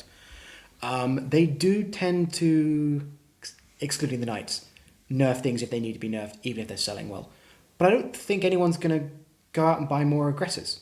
No. If they've got 2 squads, I think it's kind of like how intercessors have become now with the new book. They've become a staple good unit. If you want a good army, you're taking squad aggressors, but you're not seeing 18 aggressors in a tournament list. You're seeing one decent sized blob. That's it. yeah, because the one blob can benefit from all of the stratagems. Yeah. So Yeah. you can Physiology. So you need 2. One is a redundancy. I could see You don't need to. eliminators now becoming a big thing with las fusils. I think they only have still suffer the same. Sorry, sir. They still suffer the same issue that suppressors have. The fact that they are 3 guys with 2 wounds a pop. It's too easy to kill. but they have a place in a certain build. So if your build is 0 tanks, then eliminators with anti-tank weapons almost required, because what else are you running? Yeah. You're running Yeah. especially plasma. if you're staying pure Primaris. If you, yeah, And things like Raven Guard as well. I was going to say, They'll work really well. but If they you get- said they're the same as suppressors, but I think they're more survivable than suppressors because Well, of we've got their, the cloaks that do give them a hat. all eliminators have the cloaks. And Yeah. the sergeant can give them +1 to. yeah, the sergeants, but then You're you giving only up get a gun. 2 Yeah. shots. Yeah. Yeah. I was say, if it goes up to, so I look at the theory and go, well, the easy build aggressors and everything always come in sets of 3. but you can take them in squads of 6. So that would be if they don't sell as well as GW want them to be. I can see that being an easy, because we know a lot of it is, we know, yes, there is the game mechanics, but there's also juniors are a business. They need to. Are they? If they want, Shifty if they don't sell them in the numbers they want to, a really simple fix for them to do either in chapter approved, which probably not this one, but in the now review, say 6. that's maximum squad size of 6 and knock the points up slightly, because then you're going, okay, I can afford to give the sergeant the funky you can't charge me Oculus gun bolt and rifle or then something. use his BS2 or ignore modifiers or whatever it is. Plus 1 to hit to his unit. Okay, plus 1 to hit his unit. You go, I don't mind so much, so I've still got another 4, 5. Is that- 144 points for 6 eliminators in a squad, assuming there's no points change, is I'd absolutely bring that. Then you always need to pair it with a Phobos. Or just a normal captain would be alright. I'd say the librarian with the obscuration discipline to go, you now can't target them unless they're the closest. Yeah. And then you sit at the back of it somewhere, back third of the board, and you go. Yeah, they've still got a range issue that, you know, if I was playing Harry, it'd be great to take the eliminators against his platoon, but then I still need to deploy them further out, and then you just blow them off with the Basilisk. I just artillery barrage you from halfway across the map. Unless I have the librarian disciplines that stop them from doing that, and I put a squad of cursors further up, or That does help. yeah. So, But then are you still better off plugging a smash captain in? Yeah. But, Land, jump, kill. All of this- What I saw recently was Raven Guard versus Iron Hands, and the Raven Guard player had 3 smash captains and Shrike, and then just all eliminators. Yeah. Was the rest of his army, which They are a really good unit, and there is places for all of them. There's a place for their other weapon. There's a place for their carbines. Depends on the build of the whole army. But I don't think they'll go up to 6-man squads. No, I don't think they will, but I would like them to. Because I absolutely would like them I've to. seen the sprues, and one of them is always a sergeant. Yeah. So if you're selling 3 models at a True, time, yeah, and yeah. one of them is always a sergeant, you can't have a 6-man squad. But then I think, isn't it the same with the aggressors though? No, only the easy to build aggressors. Okay, The normal aggressors have an option for to. a long time. I've never actually built aggressors as Blood Angels, but you know. Well, I mean, it was scary the amount of attacks they can pump out now with the Blood Angels. Yeah. They're always better in Space Wolf though, so you So, yeah, you get the plus They're, of it. they're too slow though for Blood Angels. We're quite quick as an army. but remember they can advance and shoot without the penalty to advancing and shooting. They're a wonderful second and then wave. and but then that's the what, thing. squad's what, 111 points? It's 3 man less, is. It's less if you take the flame of. Yeah, so take if you're the taking a 6-man squad, that's what, 222? Yeah. Yeah, it's it's cheaper not- for me to take. It's not that 222, in a it's one, 280 on because you're always taking that apothecary as well. Yeah. Well, Well, majority of the time you probably. But if you even at 280 points, I could fit 2 Death Company squads in with that. With hand flamers as the extra point. So I'm just going to charge you with that, knowing that I can do D6 shots in close range. Yeah. I like hand flamers a lot. Whenever I get the opportunity to put hand flamers on a sergeant, I'm like, oh yeah, he's got that in his holster. You just can't see it. Yeah, no, so all my Death Company now come with them, so they're Yeah. a bit more expensive, but that little bit of, Oh, then you're not dead. I thought that was just so fun. I was about to say before we go down the rabbit hole of just sort of Random hopes and ideas for the Space Marines, shall we get back on track with the tournament? Yeah. Well, in terms of like for myself, I went 2-1, so I did have 1 loss, but I was coming into the tournament just wanting 1 win, so that's not the end of the world. Thousand Suns, still struggle with them. Zangor instant teleport blob into my lines, even though I tried to keep him out with my deployment, but he still got charge off. That's what Crew are for. Yeah. They stopped the 9-inch. Deep strike. Yeah, and he didn't wrap me, but he managed to keep me in combat for long enough so I had to use my 4 CP to stop him from blowing it up.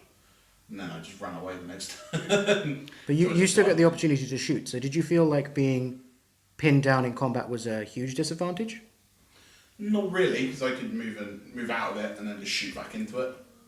And not having to worry too much about it. Venom, you've got the movement. Yeah, just and like my worry with Venoms, because he did wrap it, like what Sam did to me, where it's wrapped, you kill it, I've suddenly lost the Venom and 5 Cavalry Warriors. That's To be- my oh no, like 36 points. Yeah, 38 points squad. It's not the end of the world points wise. So when you've only got three squads of troops, it may only be 36 points, but you're losing a third of your OBSEC. Yeah, and as my opponent found out, disintegrator guns against Rubric Marines, I tear through them very easily. Disintegrator guns against anything that isn't heavy armour. Yeah, just gets torn apart. It's really good against I think you Rubrics. didn't realise how physically fast I was across the board when I was able to take 3 objectives in my first movement turn on Salisbury. Did you go first or second in this game? Second. And you lost. I did lose. That's interesting. Yeah, I wasn't tabled, but I lost on points. Did anyone get tabled? I conceded. I was for 2 models. I had my librarian and captain left at the end of turn 4, which was the limit on the tournament as well, against Tom, and then I probably could have not been tabled with the Death Guard, but I just didn't want to waste any more of mine or Abner's time on that. Did he get the appropriate amount of points as if he carried on playing? Yeah, he got 27 to my 4. Oh, that's a pretty decent score. Yeah, in hindsight, again, I probably wouldn't have done that because that skewed the tournament, and that I feel like that was a bit of a bad move on mine overall. Place in the end, he wasn't that high. They third. That's no, not because he the played point. Sean in the second game, the corn player. Oh, cool. Yeah, so I think he went like shot up. Yeah, and keep crashing back down. Corn and then shot back down. That's right. I was trying to figure out how that actually impacted on the tournament, but it would have been the second place. Because I know they've played each other practice. Yeah, like the day before or something. They'd had a practice game. I went first and won on the second game, and that was against the other Imperial Guard list, which was 5 tanks. It was 3 Lehman Russes. 2 tank commanders. I think 1 was Pask. And then 3 Lehman Russes from. So one was a squadron of 2, and 1 was a lone Lehman Russ. And then I think 30 infantry. Yeah, just bare bones infantry. And that's the thing though. 30 infantry each time. Matt said to me, it was gone turn 1. Yeah. 30 of them just don't hold the up. only infantry that survived my turn 1 with my aggressors was the squad that he put behind a barricade that I didn't even see when he deployed, because we were like obviously opposite ends of the table, and then as soon as I moved my models up and moved around to the side, and I was like, oh, there's like another whole other unit of infantry here. One aggressor moves out, takes care of them. So we should point out Matt was a bit unlucky the tournament because he was planning on playing Raven Guard, which is his sort of first army since going back to the game. Beautifully painted and displayed here really as nice well. Army in the cabinet over by us here. Was really unlucky in that Games Workshop messed up his pre-order sending to the store, so he actually bought it as part of through the store that he owns.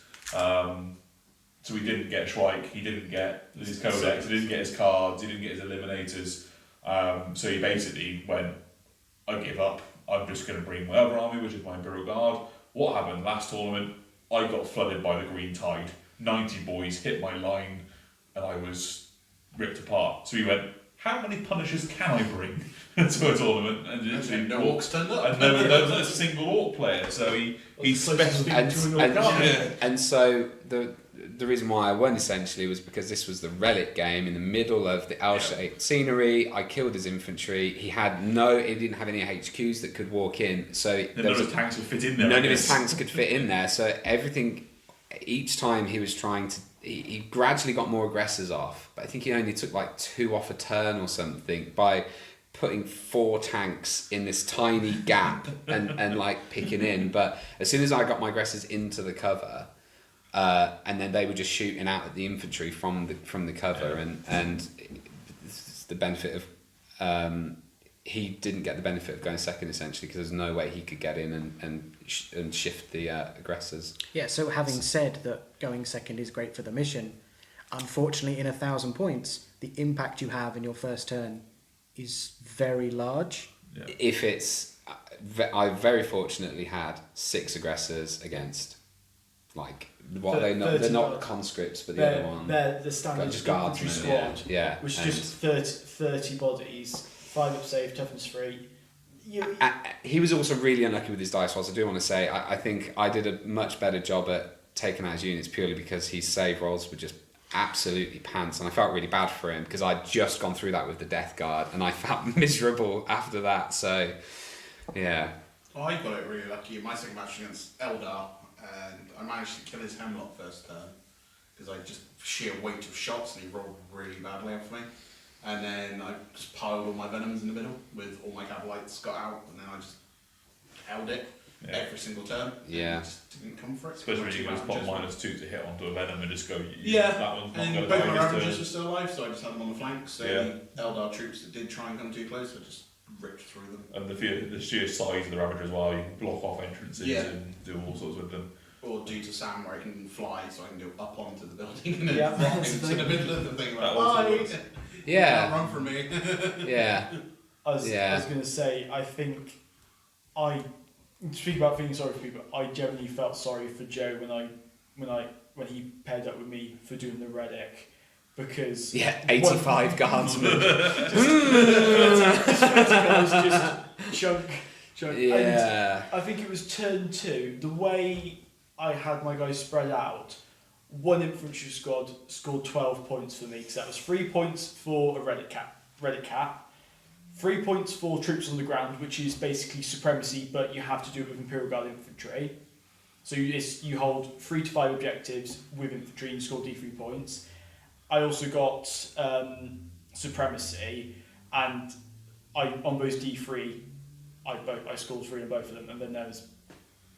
It was just a perfect draw of the cards at the right time, but it was. Anyone else missed blast templates and that sort of thing? Yeah, blast templates would absolutely destroy my Especially army. those movement trees. You can't spread out enough. Well, for me, it was my first army I've used where drawing things like supremacy and domination, I haven't been like, oh, for God's sake, here we go. I forgot to take that out of the deck. Yeah, where it's like, okay, I'm just going to sit on everything because I can move that fast and it doesn't worry me. Yeah, that was the turn for what's the 2 cards, and it's disrupted comms is the we opponent picks. Yeah. Vision of Victory, And I was like, even though he'd been moving fast the whole game, I was like, domination. All right, Tom, you can have that one. You can go for that one. And then he got it because he just moved Powers of everything. pain, re-rolling advances, like can suddenly be all over the board. Yeah. In the same way with me with move. There's enough bodies that I could quite easily daisy chain around objectives. Yeah. Because there's no rule in the rule book that says one unit can only hold one objective. Like there has been in a couple of editions. Yeah, there's edition bleed where people still think that's a rule, but I don't think that's been a rule for 6 years. Yeah, it's you can hold a multiple units. I wonder if Ishbak should come in just to take the edge off some of the horde. If you think, But it doesn't tend to go in play that often unless you're on a small table. Yeah, I think So fluff-wise it's it does a make big sense. game, I mean, if that squad is just a wave moving forward, it kind of makes sense that they would be. Huge tournaments just to make, because the small tournaments at the very least, just so we have that. But that can be like we can make just that a local rule, a house rule. Yeah. But then you get into a thing of because it's always number of models. Yeah. A unit doesn't hold an objective just because it's troops and someone else's elites anymore. True. It's how many guys have you got there Within the 3-inch. within the 3-inch circle, and if we don't have proper rules on where we're measuring the 3 inches from yet, why are we worrying about? True. Once we've clarified all of those rules, then we can start worrying it's something about we've been looking units at. holding multiple objectives. Objective markers is something we're looking at as a store going. We could present through some contacts we've got on the Magic the Gathering side of what the store does. The neoprene play mats, we're looking at potentially getting some flexible discs or neoprene disc made up, which would then be a 6-inch pie. So it's a case of your base isn't on that. If you're not touching that, if you're touching the ring, the marker itself, you are on the objective. If you're not, then you're not. So you get some backlash about it breaks immersion, but In a tournament. all like DCs use them. I've seen so many. not all, but yeah, you're right. Yeah, use the big 6-inch disc because it's more visible as well. But Yeah. But then they also have rules about not being able to go on top of the central L-shaped terrain. True. So then we have to bring in rules like that for when somebody tries to do some janky stuff. It just comes down to then, like you said, it's just what can we do to make things Yeah. slightly But to easier. be honest, like all the tournaments I have played here, I haven't been here for a single one. There hasn't been any rules arguments. There hasn't been someone that's like, well, it's this. Well, right or wrong. We just had a confusion over the barricades in the first game where I was like, can I move my predator through this like bush? I feel like my predator can go through this bush, and we decided to roll it off instead of just saying. And then I spoke to Harry after his first game, obviously because he's got tanks, and he was like, well, there's not a rule that says you can't do it, so we just assume that you can do it. And I was like, that's a very good way of looking at that particular rule. And also, rule. it's a Lehman Russ or a couple of barrels. Right. Yeah, it's a predator and a thistle bush. So then you bring back the old 7-minute danger training where you've just run over that thistle bush, but you've also mobilised yourself. Yes. Well done. Yes. 7 foot killing machine trips over in a bit of rubble and injures himself. That's why I used to love the Ironclad Drone that's had to move through covers. You could just point A to point B, doesn't matter what you went through, you got that. But like, there's another a video I watched recently from another channel that was his ITC experience where an opponent got yellow carded because all he did was argue with the ref.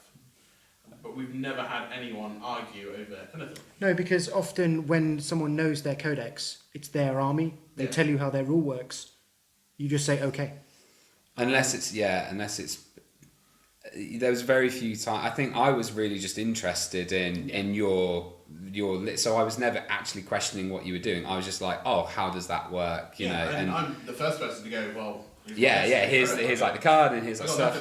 It's because I was just learning at the same time as being brutally chopped down. There's a few times you sit there and go, really? You can really do that, especially when you're playing an older, like one of the older books before the Marine Codex came out, and you're sat there going, looking at a Dog Eldar player going, see, I think you made that thing. You made the same during your game was.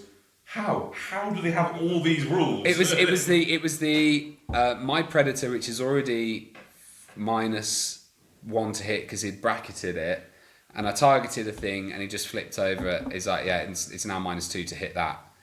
So I was now hitting on 6s, and I was like, the blood. That's probably the highest temperature my blood boiled, and what came out was.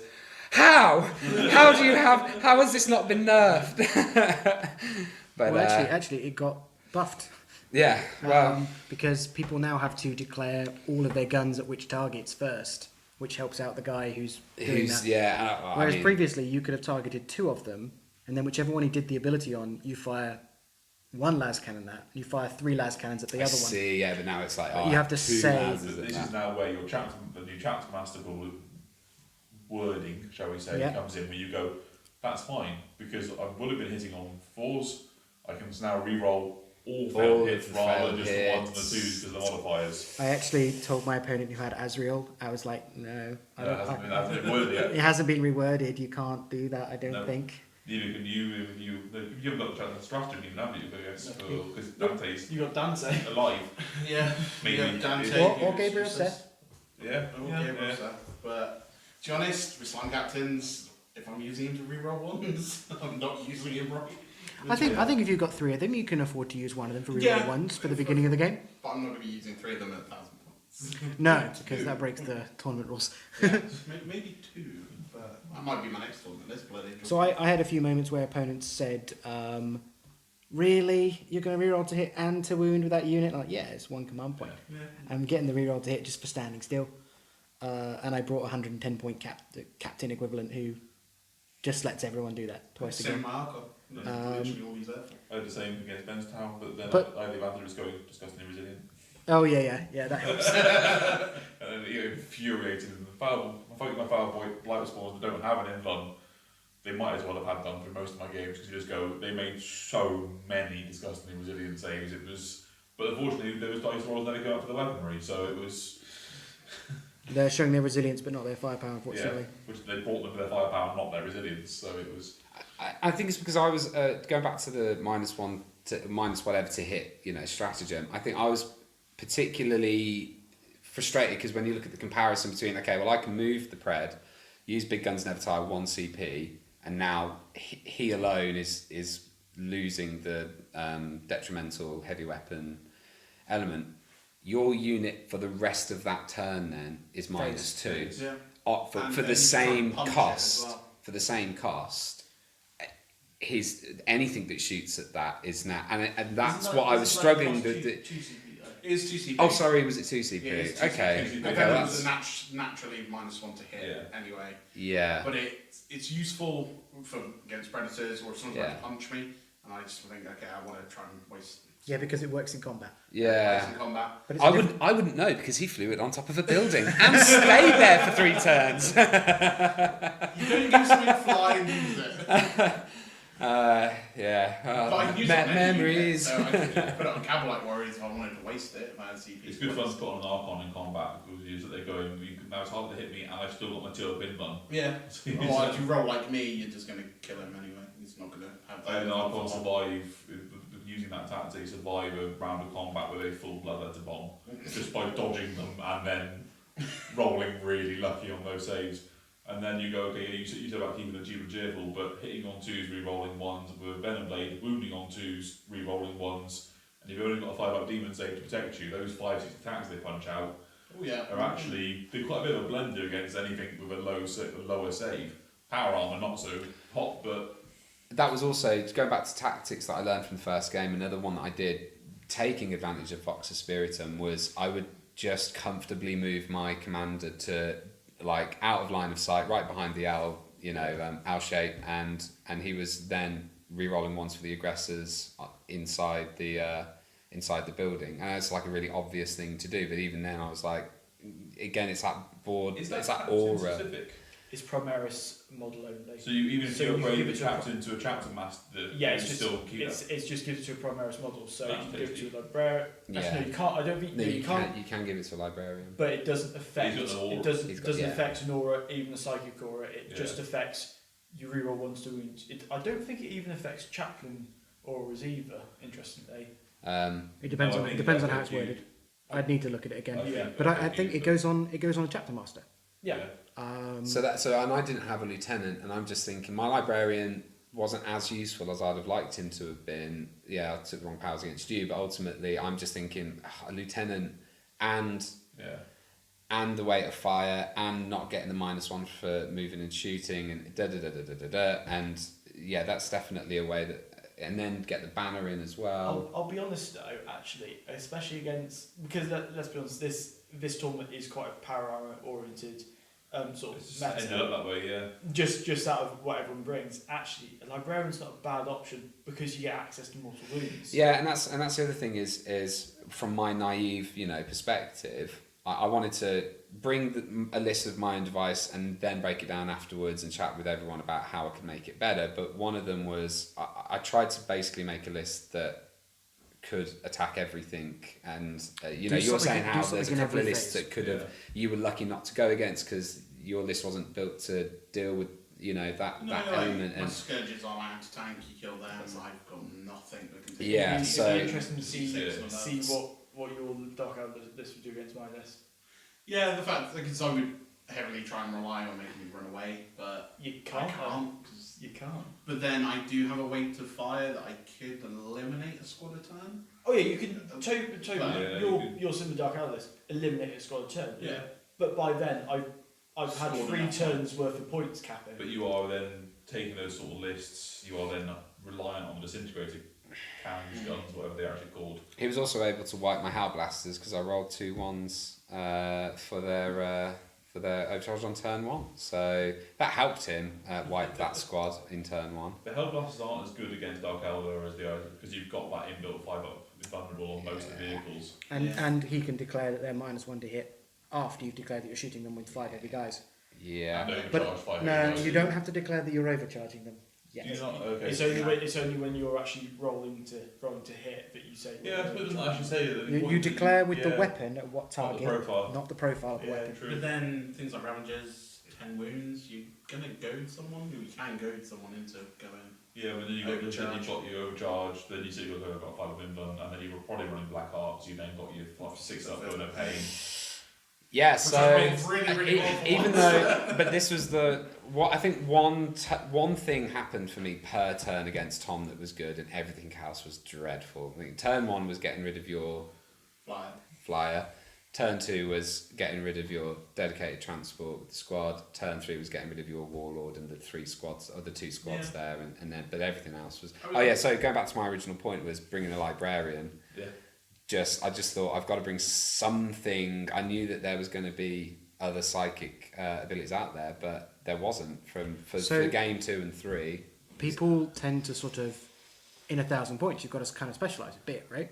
Yeah. Well, I tried not to, and I think that was That's one of my downfalls, right? But up against a specialised psychic army, you've got one deny that no one else has got, and that can be clutch. Yeah, well, but you're paying 100 and. But there's also the Sanctic Halo instead of the 98 Vox Spiritum. I could have taken the Sanctic Halo and had another deny. Is that as well. a relic? That's a relic, yeah. It's Oh no, it's not for minus CP. Just I could have just taken that instead. Yeah, of so I think that when list writing, your primary warlord trait and your first relic have to be on your list. Yeah. But then you could buy a second relic. Yeah. At the point at which the This sort of battle you're starts, deciding in the game. What I would have probably done, same what Tom would have probably done with Helm of Spite. Yeah, I should have really reread Hammer Spy. I just thought it was a deny. I didn't realise if I denied that it caused perils. Yeah, so that's your one good deny that's actually going to do something really useful. But the other thing is that you probably have to select your psychic powers before, like at the list writing stage. Yeah. Not when you see your opponent's Yeah, army. And then how did the 6? Well, I actually changed. Maybe I did this wrong. Then I changed my powers based on who I was against. I took telepathic. We didn't declare it. So yeah, well, I took telepathic assault against Imperial Guard, for example, just to chew through bigger. But then, if you had to go all rounder with it, what 2 powers would you pick? Scry's Gaze and Psychic Shackles. Yeah, Psychic Shackles. That half movement, it could come in clutch. But then you don't have Null Zone and you don't have whatever the one to give plus an extra toughness is to because you can have an improved toughness Predator, keep that alive. And also Psychic Shackles on a half table. That half movement is maybe not on half table, but on the big table. on the big table, sure. But in this tournament, if I'd have had to have had 2, I'd have gone for Null Zone. Can you take Shackles and Squires? No. You can't. They're different. So I took Psychic Shackles and Scry's Gaze are the Indomitus Discipline ones. Right. What you couldn't do is the Scry's Gaze used to be the Obscuration. They reworded, they named it, didn't they? To a shroud, whatever it is. Yeah. First game I did Psychic Shackles and Telepathic Assault. Second game I did Precognition and Telepathic Assault. So Precognition is basically an invulnerable save and -1 to hit on the Librarian until the next Psychic phase. So I just put him in the centre with the relic with all the aggressors, and it worked because he was not being destroyed by the tanks at all. Because you have to get through the aggressors first, and then whatever is left over from assaulting the has aggressor. to get through there. It's then at -1 to hit. Yeah, and then the third game I took Telepathic Assault and Precognition again. So one of the things that's interesting about all of that is that the Marines don't have the ability to swap powers, and some of the factions do have the ability to swap powers. Familiars or... So that one Psyker in a Chaos army is far more useful. You pick 2 fairly generic powers, and then you can swap to what you need. And now I'm thinking for that, being able to swap it mid-game as well. He can swap out his Smite for a 3rd power. Just because he can. So in hindsight, I probably wouldn't have taken the Librarian. I probably would have taken the Lieutenant and you'd have saved 40 odd points. Yeah, I'm not really sure what else I'd have thrown that into. Librarians are 98. No, it's Primaris Librarian. Primaris Librarians are 98 points. And the Lieutenant's 70. So Primaris Librarians. Hang on. Primaris Librarians 98 said the standard Librarians 88 points. They come down. That makes them cheaper than Chaos Librarians. So 98 Primaris Librarian. So I'd have bought the Lieutenant, maybe just upgraded the Intercessor Squad Sergeant or something, or all the tacticals, or you can buy them. Another guy, start buying another some gun. models. Oh yeah, like three more, of whatever. So, or maybe the Intercessors could have changed to being Infiltrators or something. There's quite enough points of that. Yeah, Infiltrators are quite pricey. I can't believe. Also would have had to paint them. Yeah, that's another part of it Quite too. surprised no one uses the veteran thing anymore from Vigilus. You can't use the one from Vigilus. It's been. But it is a strategy. It is just a strat. Yeah. However, the reason why you took veteran intercessors was because it gave you access to rapid fire. Depends who you. It's also an extra fighting tap against as as well. well. Because again, I was watching this afternoon while I was painting some models and as I finished work. Again, Table of Tactics battle rep, and there was Marines against Orcs, and the Marine player went, "I'm going to take veteran intercessors because I know at some point you're going to get into combat with me." Yeah. So now I've got 3 attack base. Yeah. Plus 1 for what's it called? Shock assault.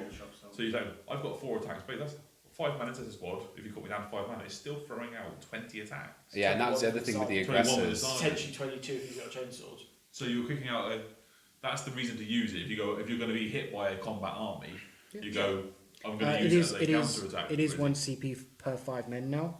It's 1 to 2 on the card. Which is not as efficient as it used to be. No, because you used to make 10-man squads and then you could combat squads. But then you don't have to pay the 1 command point for Dominus Crusaders. True, yeah. So for the first 10 guys, it's financially the same. And that was the other thing with the shock assault, with the aggressors going into combat, and then using heretical assault, hateful assault on the Death Guard side of things. That is so powerful. Yeah. Plague Marines used to be 1 attack. Oh, they get to reroll 1s to wound as well, but they're 1 attack with strength 4. Like, what were they going to do? Now they're 2. No, they're 2. And all the contagion with the 5 attacks rather than the 4. Then you're swinging at 2s, probably wounding on 2s or 3s, -3, flat damage free. It's a difference between one game against a Nib player I played against. Every single attack was killing a Hive Guard. Yeah. Which had been annoying me the entire game. I worried about having to play against Hive Guard. Fortunately, you beat them, and then I didn't have to play them. But I got obliterated by them. You got beaten by the Nib player. On points, I got ripped apart. Well, unfortunately, I didn't come up against because they don't need line of sight to shoot. No. And they outrange me, and my non-line of sight. Non-line is like crack missiles. Actually, mine next year. It's always like you're in your deployment zone. And then just a big blob of nids controlling 3/4 of the board. I have no way of shifting them and dealing with all the small stuff that's coming at me. Yeah. So I would have really struggled with that. Because the way you played it, them sat at the back, the small Gribblies going objectives, and then a Hive Tyrant and Hive Tyrant flying up, and then brought the floating drop pod, whatever that's called, and dropped a Swarm Lord in. Luckily, I remembered some of the FAQs saying you can't use the Hive Commander, there's a warp time, but in the shooting phase, once you've deep struck in, because otherwise he would have then been literally in my lines rather than.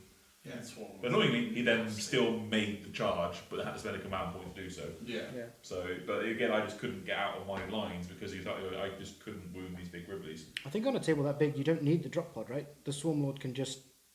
That's 1 turn, right? I think he'd forgotten to bring some models and just Ben had one in the cupboard. Oh no! But again, same as what we said with Marine Drop Pod. When it comes on the table, it's got I think 5d6 assault d6 shots at strength, like bolt gun shots, and it can move. So he landed it, dropped the Swarm Lord off, and then floated off onto an objective. And I'm thinking, well, I can't deal with that at the moment because I've got a Swarm Lord to deal with. So it becomes a more tactical version of the Marine Drop Pod.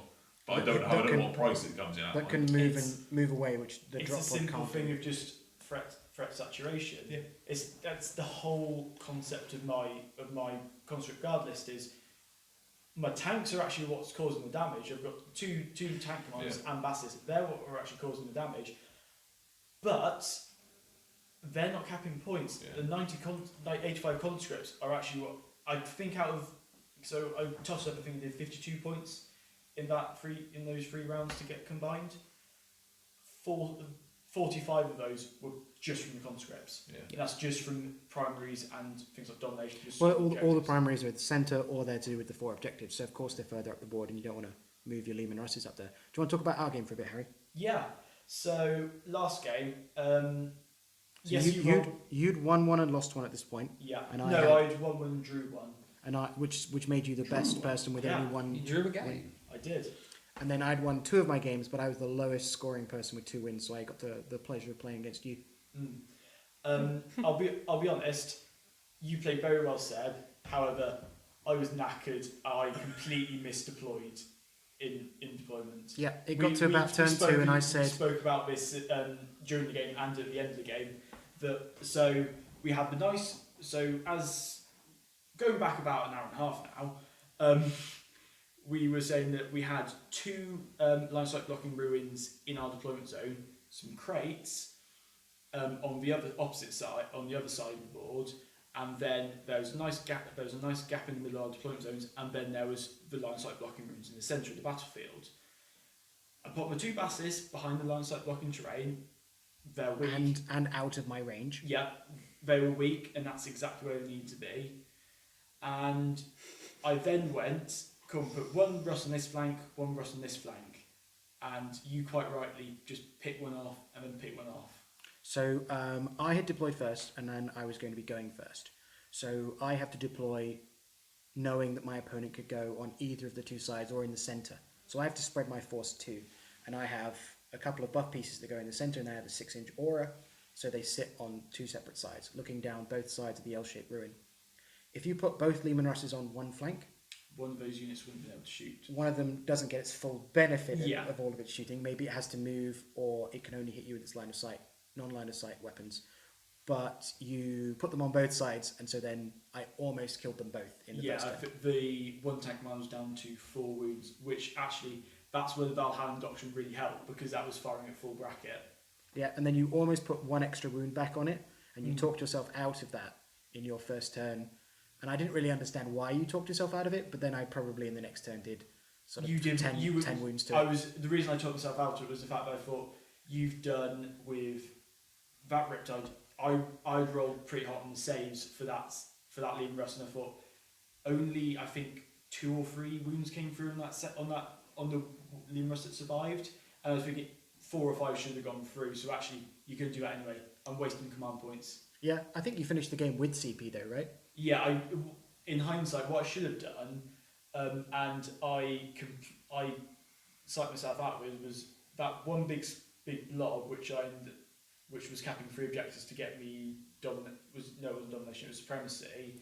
We didn't get supremacy now. No, it was one of those that had to cap a bunch of objectives. They were all worth on the ground. They were all worth 2 CP that turn. Yeah, that was it.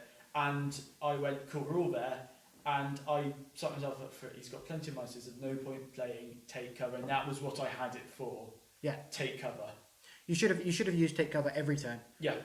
Once you see where I can put my firepower or where I declare my firepower, then that unit gets take cover. Yeah. You end up using light and blast every turn. Yeah. On a side note, my second game against Matt, we joke about orbital bombardment being naff. I dropped it on Matt, and I did 1 wound minimum to every model, and the tank that I actually hit with it, I destroyed, and then it blew up, and then it did mortal wounds to the same models, all from orbital bombardment. However, that was against me and did nothing.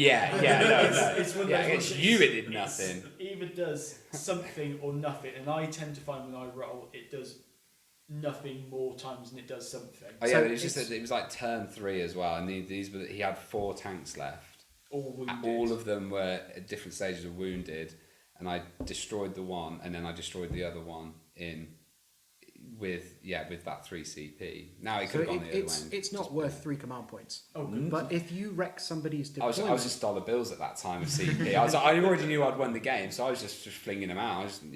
So if it disrupts someone's deployment because it forces them to do something that they weren't expecting. Yeah. They're like, oh, he's got orbital bombardment. Especially if you put it on a tank for 18 points, then your opponent knows you have it and you will be firing it. You might end up stretching your line a bit and then not getting a buff you needed, or in turn 2 not getting a buff you needed. Yeah. And it's almost who's going to spend 3 like in a serious game? If someone really castles with a bunch of characters, and there are some Tau armies that really do, because everything's got to be within 6 of 4 models. So they're in the centre, and then you pick that spot. Yeah. I get it. Okay, I've managed to take your wardle down to 1 wound with snipers, and you go, I really, you've got the cards that go assassinate, Kingslayer. Yeah, and this is with Tau where the synergy comes in. I forgot it's the 5, but you go, if it's that thing of this may win me the game, and I've still got the command points at that stage, you've probably not got 3 command points left at that point. Orbital bombardment is not 3 CP, it's 4 CP, because there's always one time you need that command. Yeah. So that's the thing with Tau, is that I learned against when I played a game with Ben, where I realised with orbital bombardment as well, you can have your eliminator, you can do orbital bombardment, you can have your eliminators shoot as well if you've got 3 eliminators, and say you're all just trying to attack the Fireblade. If you can take the Fireblade out before Tau have had first turn, and then you do the intercessor strategy where you get them moving out and fire, and you're using like 6 CP, but if you can get rid of that Fireblade turn 1... In 1,000 points, if you force multiply your army with 6 well-played CP, you can win the game in turn 1. Yeah, so it is useful, and I'm not saying it's not useful. It's just 3 CP is a lot at the very beginning of the it's too game much. for something that's, as Toby found, like a dice roll damage. You know, it's too many of that. And I think we said in the first podcast, you're half tempted to put it on if you've got no other use for the weapon slot on the impulsor, the transport. It's 17 points. 18 points. You start going, that might be worth it, but you start going, I might actually prefer the shield dome to go and sit on that relic with a 4-up in gun and the squad of intercessors inside it. Yeah. But then it's the same as taking 1 denial. Like, am I bringing this wizard? He's going to have 2 powers. He's maybe going to use smite if he's in range, but I get 1 deny that I don't have any other way. And that orbital bombardment is a deployment disruption, especially if you've already paid for it, and then you fuck up whatever your opponent's doing and you push them apart. If you're and especially shield drones, right? Yeah, So because that's a again, separate I unit. know I'm being very Tau specific, but it's because so am I. Ben hurt me that night. But yeah, if you can, you use up those saves from the drones and even get like 3 or 4 of them off because they're it's a separate units. squad of drones to the main unit, so you've got twice as chance of doing mortal wounds. There's- And There's drones a- can't absorb mortal wounds Yeah. either. There's an alternative to orbital bombardment in the guard book, which is 2 CP, which is every unit your opponent has, you roll a dice, and on the 6, that unit suffers a mortal wound. So on lots of small minimal units. So I played against once with Ben, and he had lots of 2-man drone teams.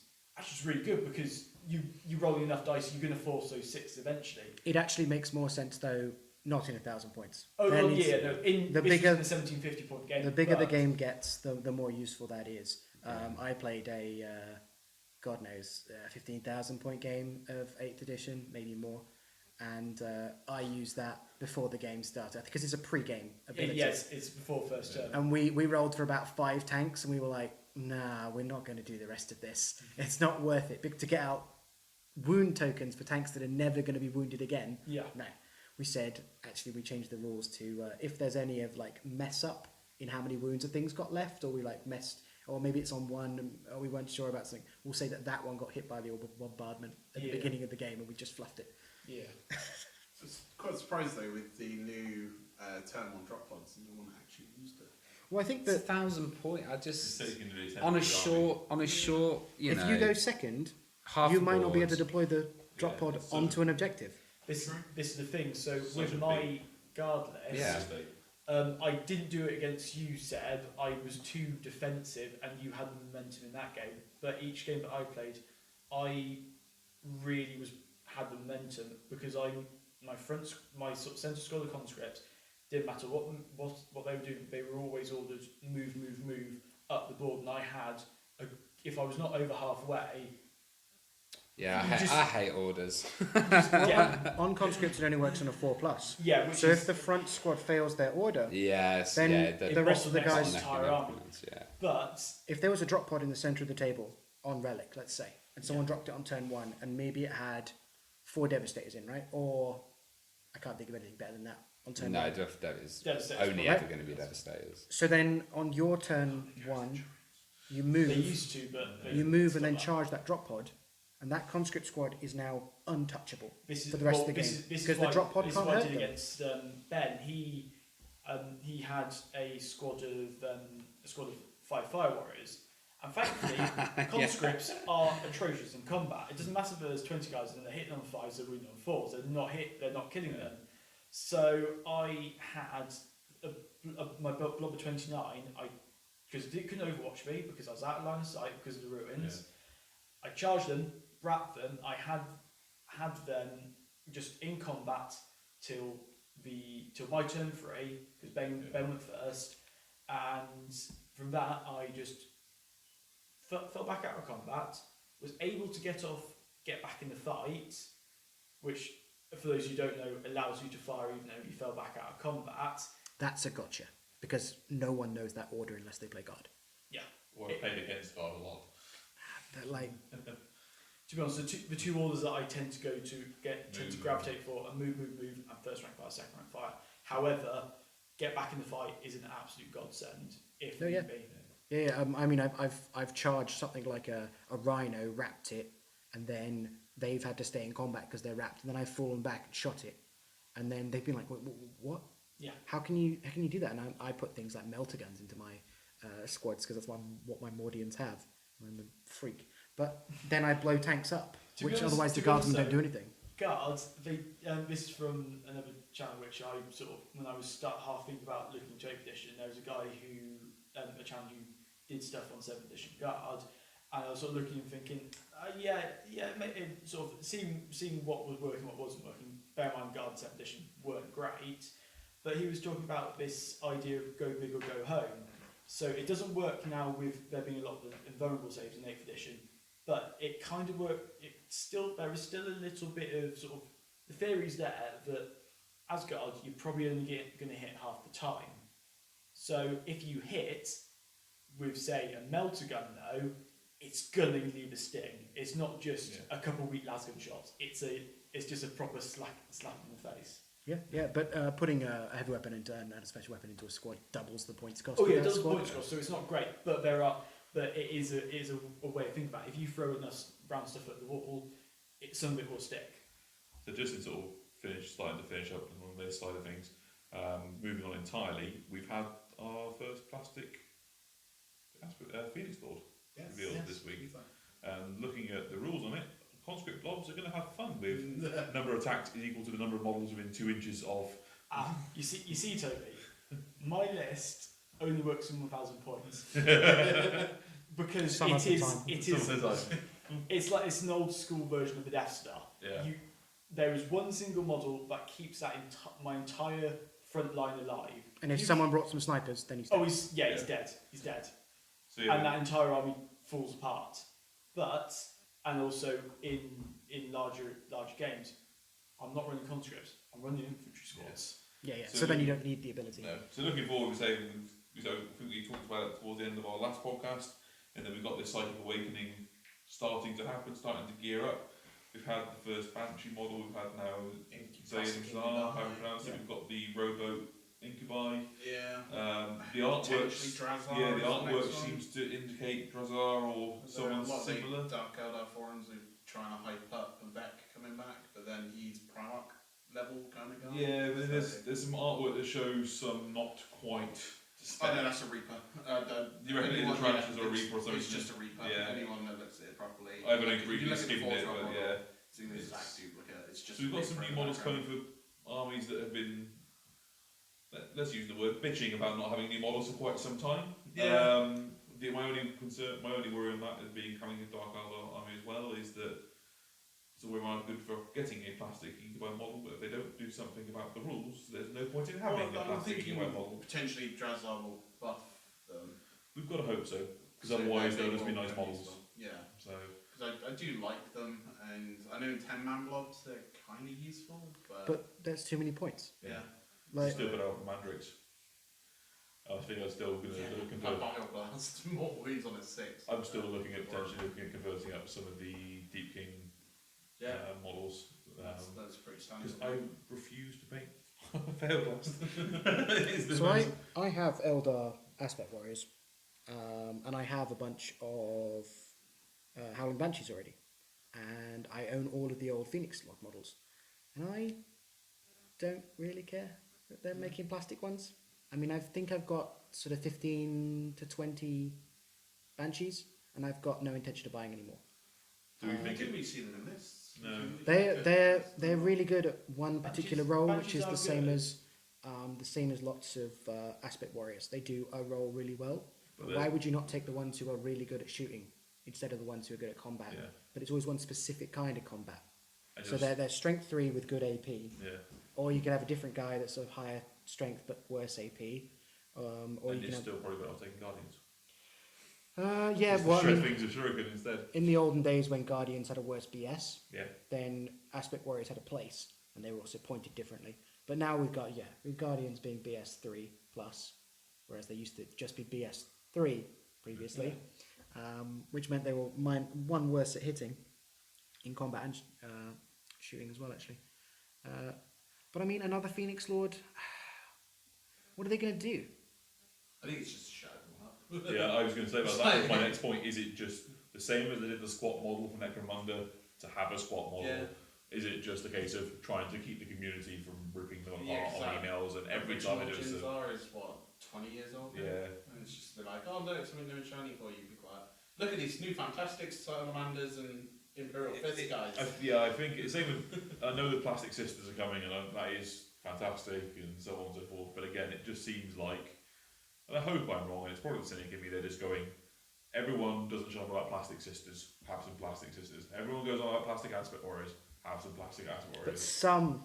It's a very noisy community online. It's a loud minority. Yeah, but then they give them just Banshees, and then what? That's So far, just Banshees, but with.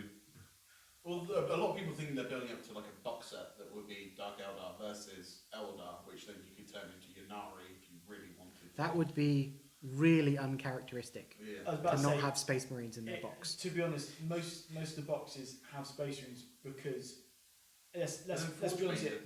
But maybe it'll be like No, but salamanders again. You know, maybe it'll be because they did the Space Tooth and Claw, right? So that was Space Wolves? yeah, Space Wolves. Maybe they'll do. It won't be an Ultramarines. It'll be Yeah. another supplement. I think It'll be Raven. I think Guard they're more or- likely to get something on those lines if they start doing battle zones as part of it. If they go back to Armageddon, you could then have Salamanders or Steel Legion against Orcs. with an updated Jarek and Gazgul. Yeah.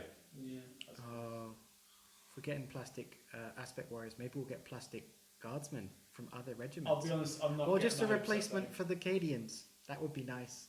Yeah. That's the thing, that the metal, and then, okay, sure, they're fine cast now, but my Banshees are metal.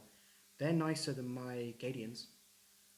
They're nicer than the Catachans. The Cadian Catachans are old and are starting to get quite tired of sculpts. Well, I mean, they're 20-year-old plastics. I was and- going to say they're people that were born and that can now legally drink since the Catachans were had any sort of attention. They still aren't Necron Warriors with a spruce attached to the just under the jawline, Yes. and you could never clean that off because who designed that sprue?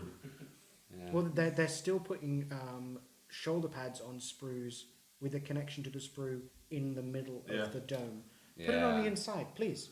Yeah. Or the edge where I can do something about it. But you can never file that smooth, and it's on the backpacks too, on the top of them where it's supposed to be smooth, and you've got a divot or a something. And Well, hasn't Shrike got a horrendous mold line running basically down the helmet, and if he was on his That's just the his helmet's hair. on his if you waist. take the mold line runs down the middle of that and then down the rest of the leg. So if you take the helmet off to replace the emo head, then you've literally got this horrendous molt line that runs all the way down the mold. But looking at a couple of places I have looked, they actually convert that to beaky head. Yeah. It's really easy. Yeah. Yeah, snip the Well, helmet you can off. also just get the It's on upgrade. the belt. The, No, Yeah. upgrade you pack. you cut his helmet off. Yeah. No, I get that, Just, but I'm saying like even if you curve. didn't want to, this is Yeah, you most could simple is you to could just buy wait till two you get helmets, the- 15 quid. Yeah, Yeah. you're right.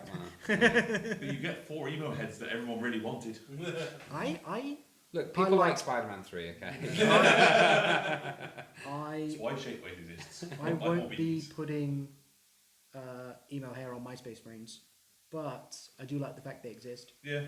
My Yeah. problem- It gives them more. It's like the same thing with the Space Wolves heads. It gives your army Yeah. the character. Right, it and needs. It gives you the choice to give your army It goes back to character. more exactly. My problem is I can paint face, I just can't paint hair.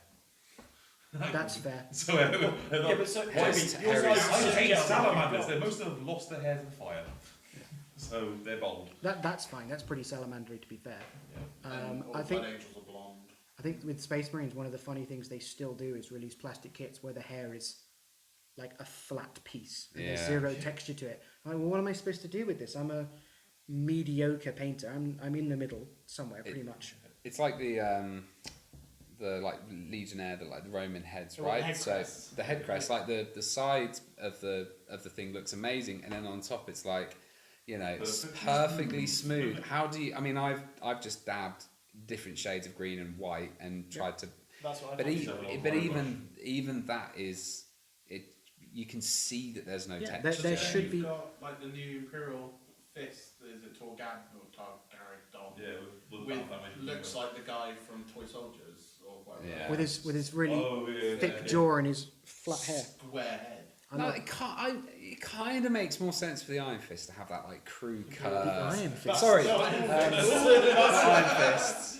You get some meat for that. Yeah. No. Imperial Fist. Imperial Fist, yeah. So it makes more sense for them to have the crew kit. That's the only one that is acceptable. But And I then think it's the Marines, the Ultramarines as well. But they're more like They're sort of Roman. Julius Caesar sort of yeah, curly Julius hair. Caesar-y kind of. No, Sort of afro, but sort of like a short. Short curly. I think the models they sell are fine for Ultramarines, and the squarer they get, the better they are for Imperial Fists. Just spot on. If they do bold heads, there's plenty of bold heads you can get. You can do for salamanders, all of that.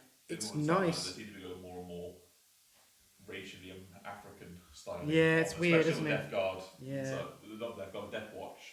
I was- Screws. To convert that into a first Gravis one. I was in a shop, and a member of staff in the shop said something to a new hobbyist, and they were asked why the salamanders have the skin color they do, and the expression defect in the gene seed was used. But I imagine it's funny to the people who then hear it secondhand, but to the kids involved, I mean, it didn't cross their mind as being racially insensitive. Not at all. But then, I mean, 40k is racially insensitive. Yeah. Yeah. Well, what a way to wrap up the podcast. And on that never going to be sponsored note. Yeah.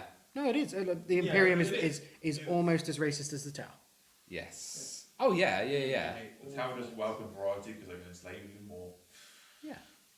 Yeah, it's like Dark Eldar. You're like, okay, you're gonna live. Cool, you're coming back with us. Yeah. You're gonna fight a bit. You're fun. Come with us. Yeah, just have Jagatai Khan just riding out I'm on his Talos still chains. I want- favour Toby's idea of making him into a grotesque. Oh, yeah, Yeah. grotesque. There's a massive Dark Elder Primarch grotesque. I think that would be quite good fun, but probably never happen.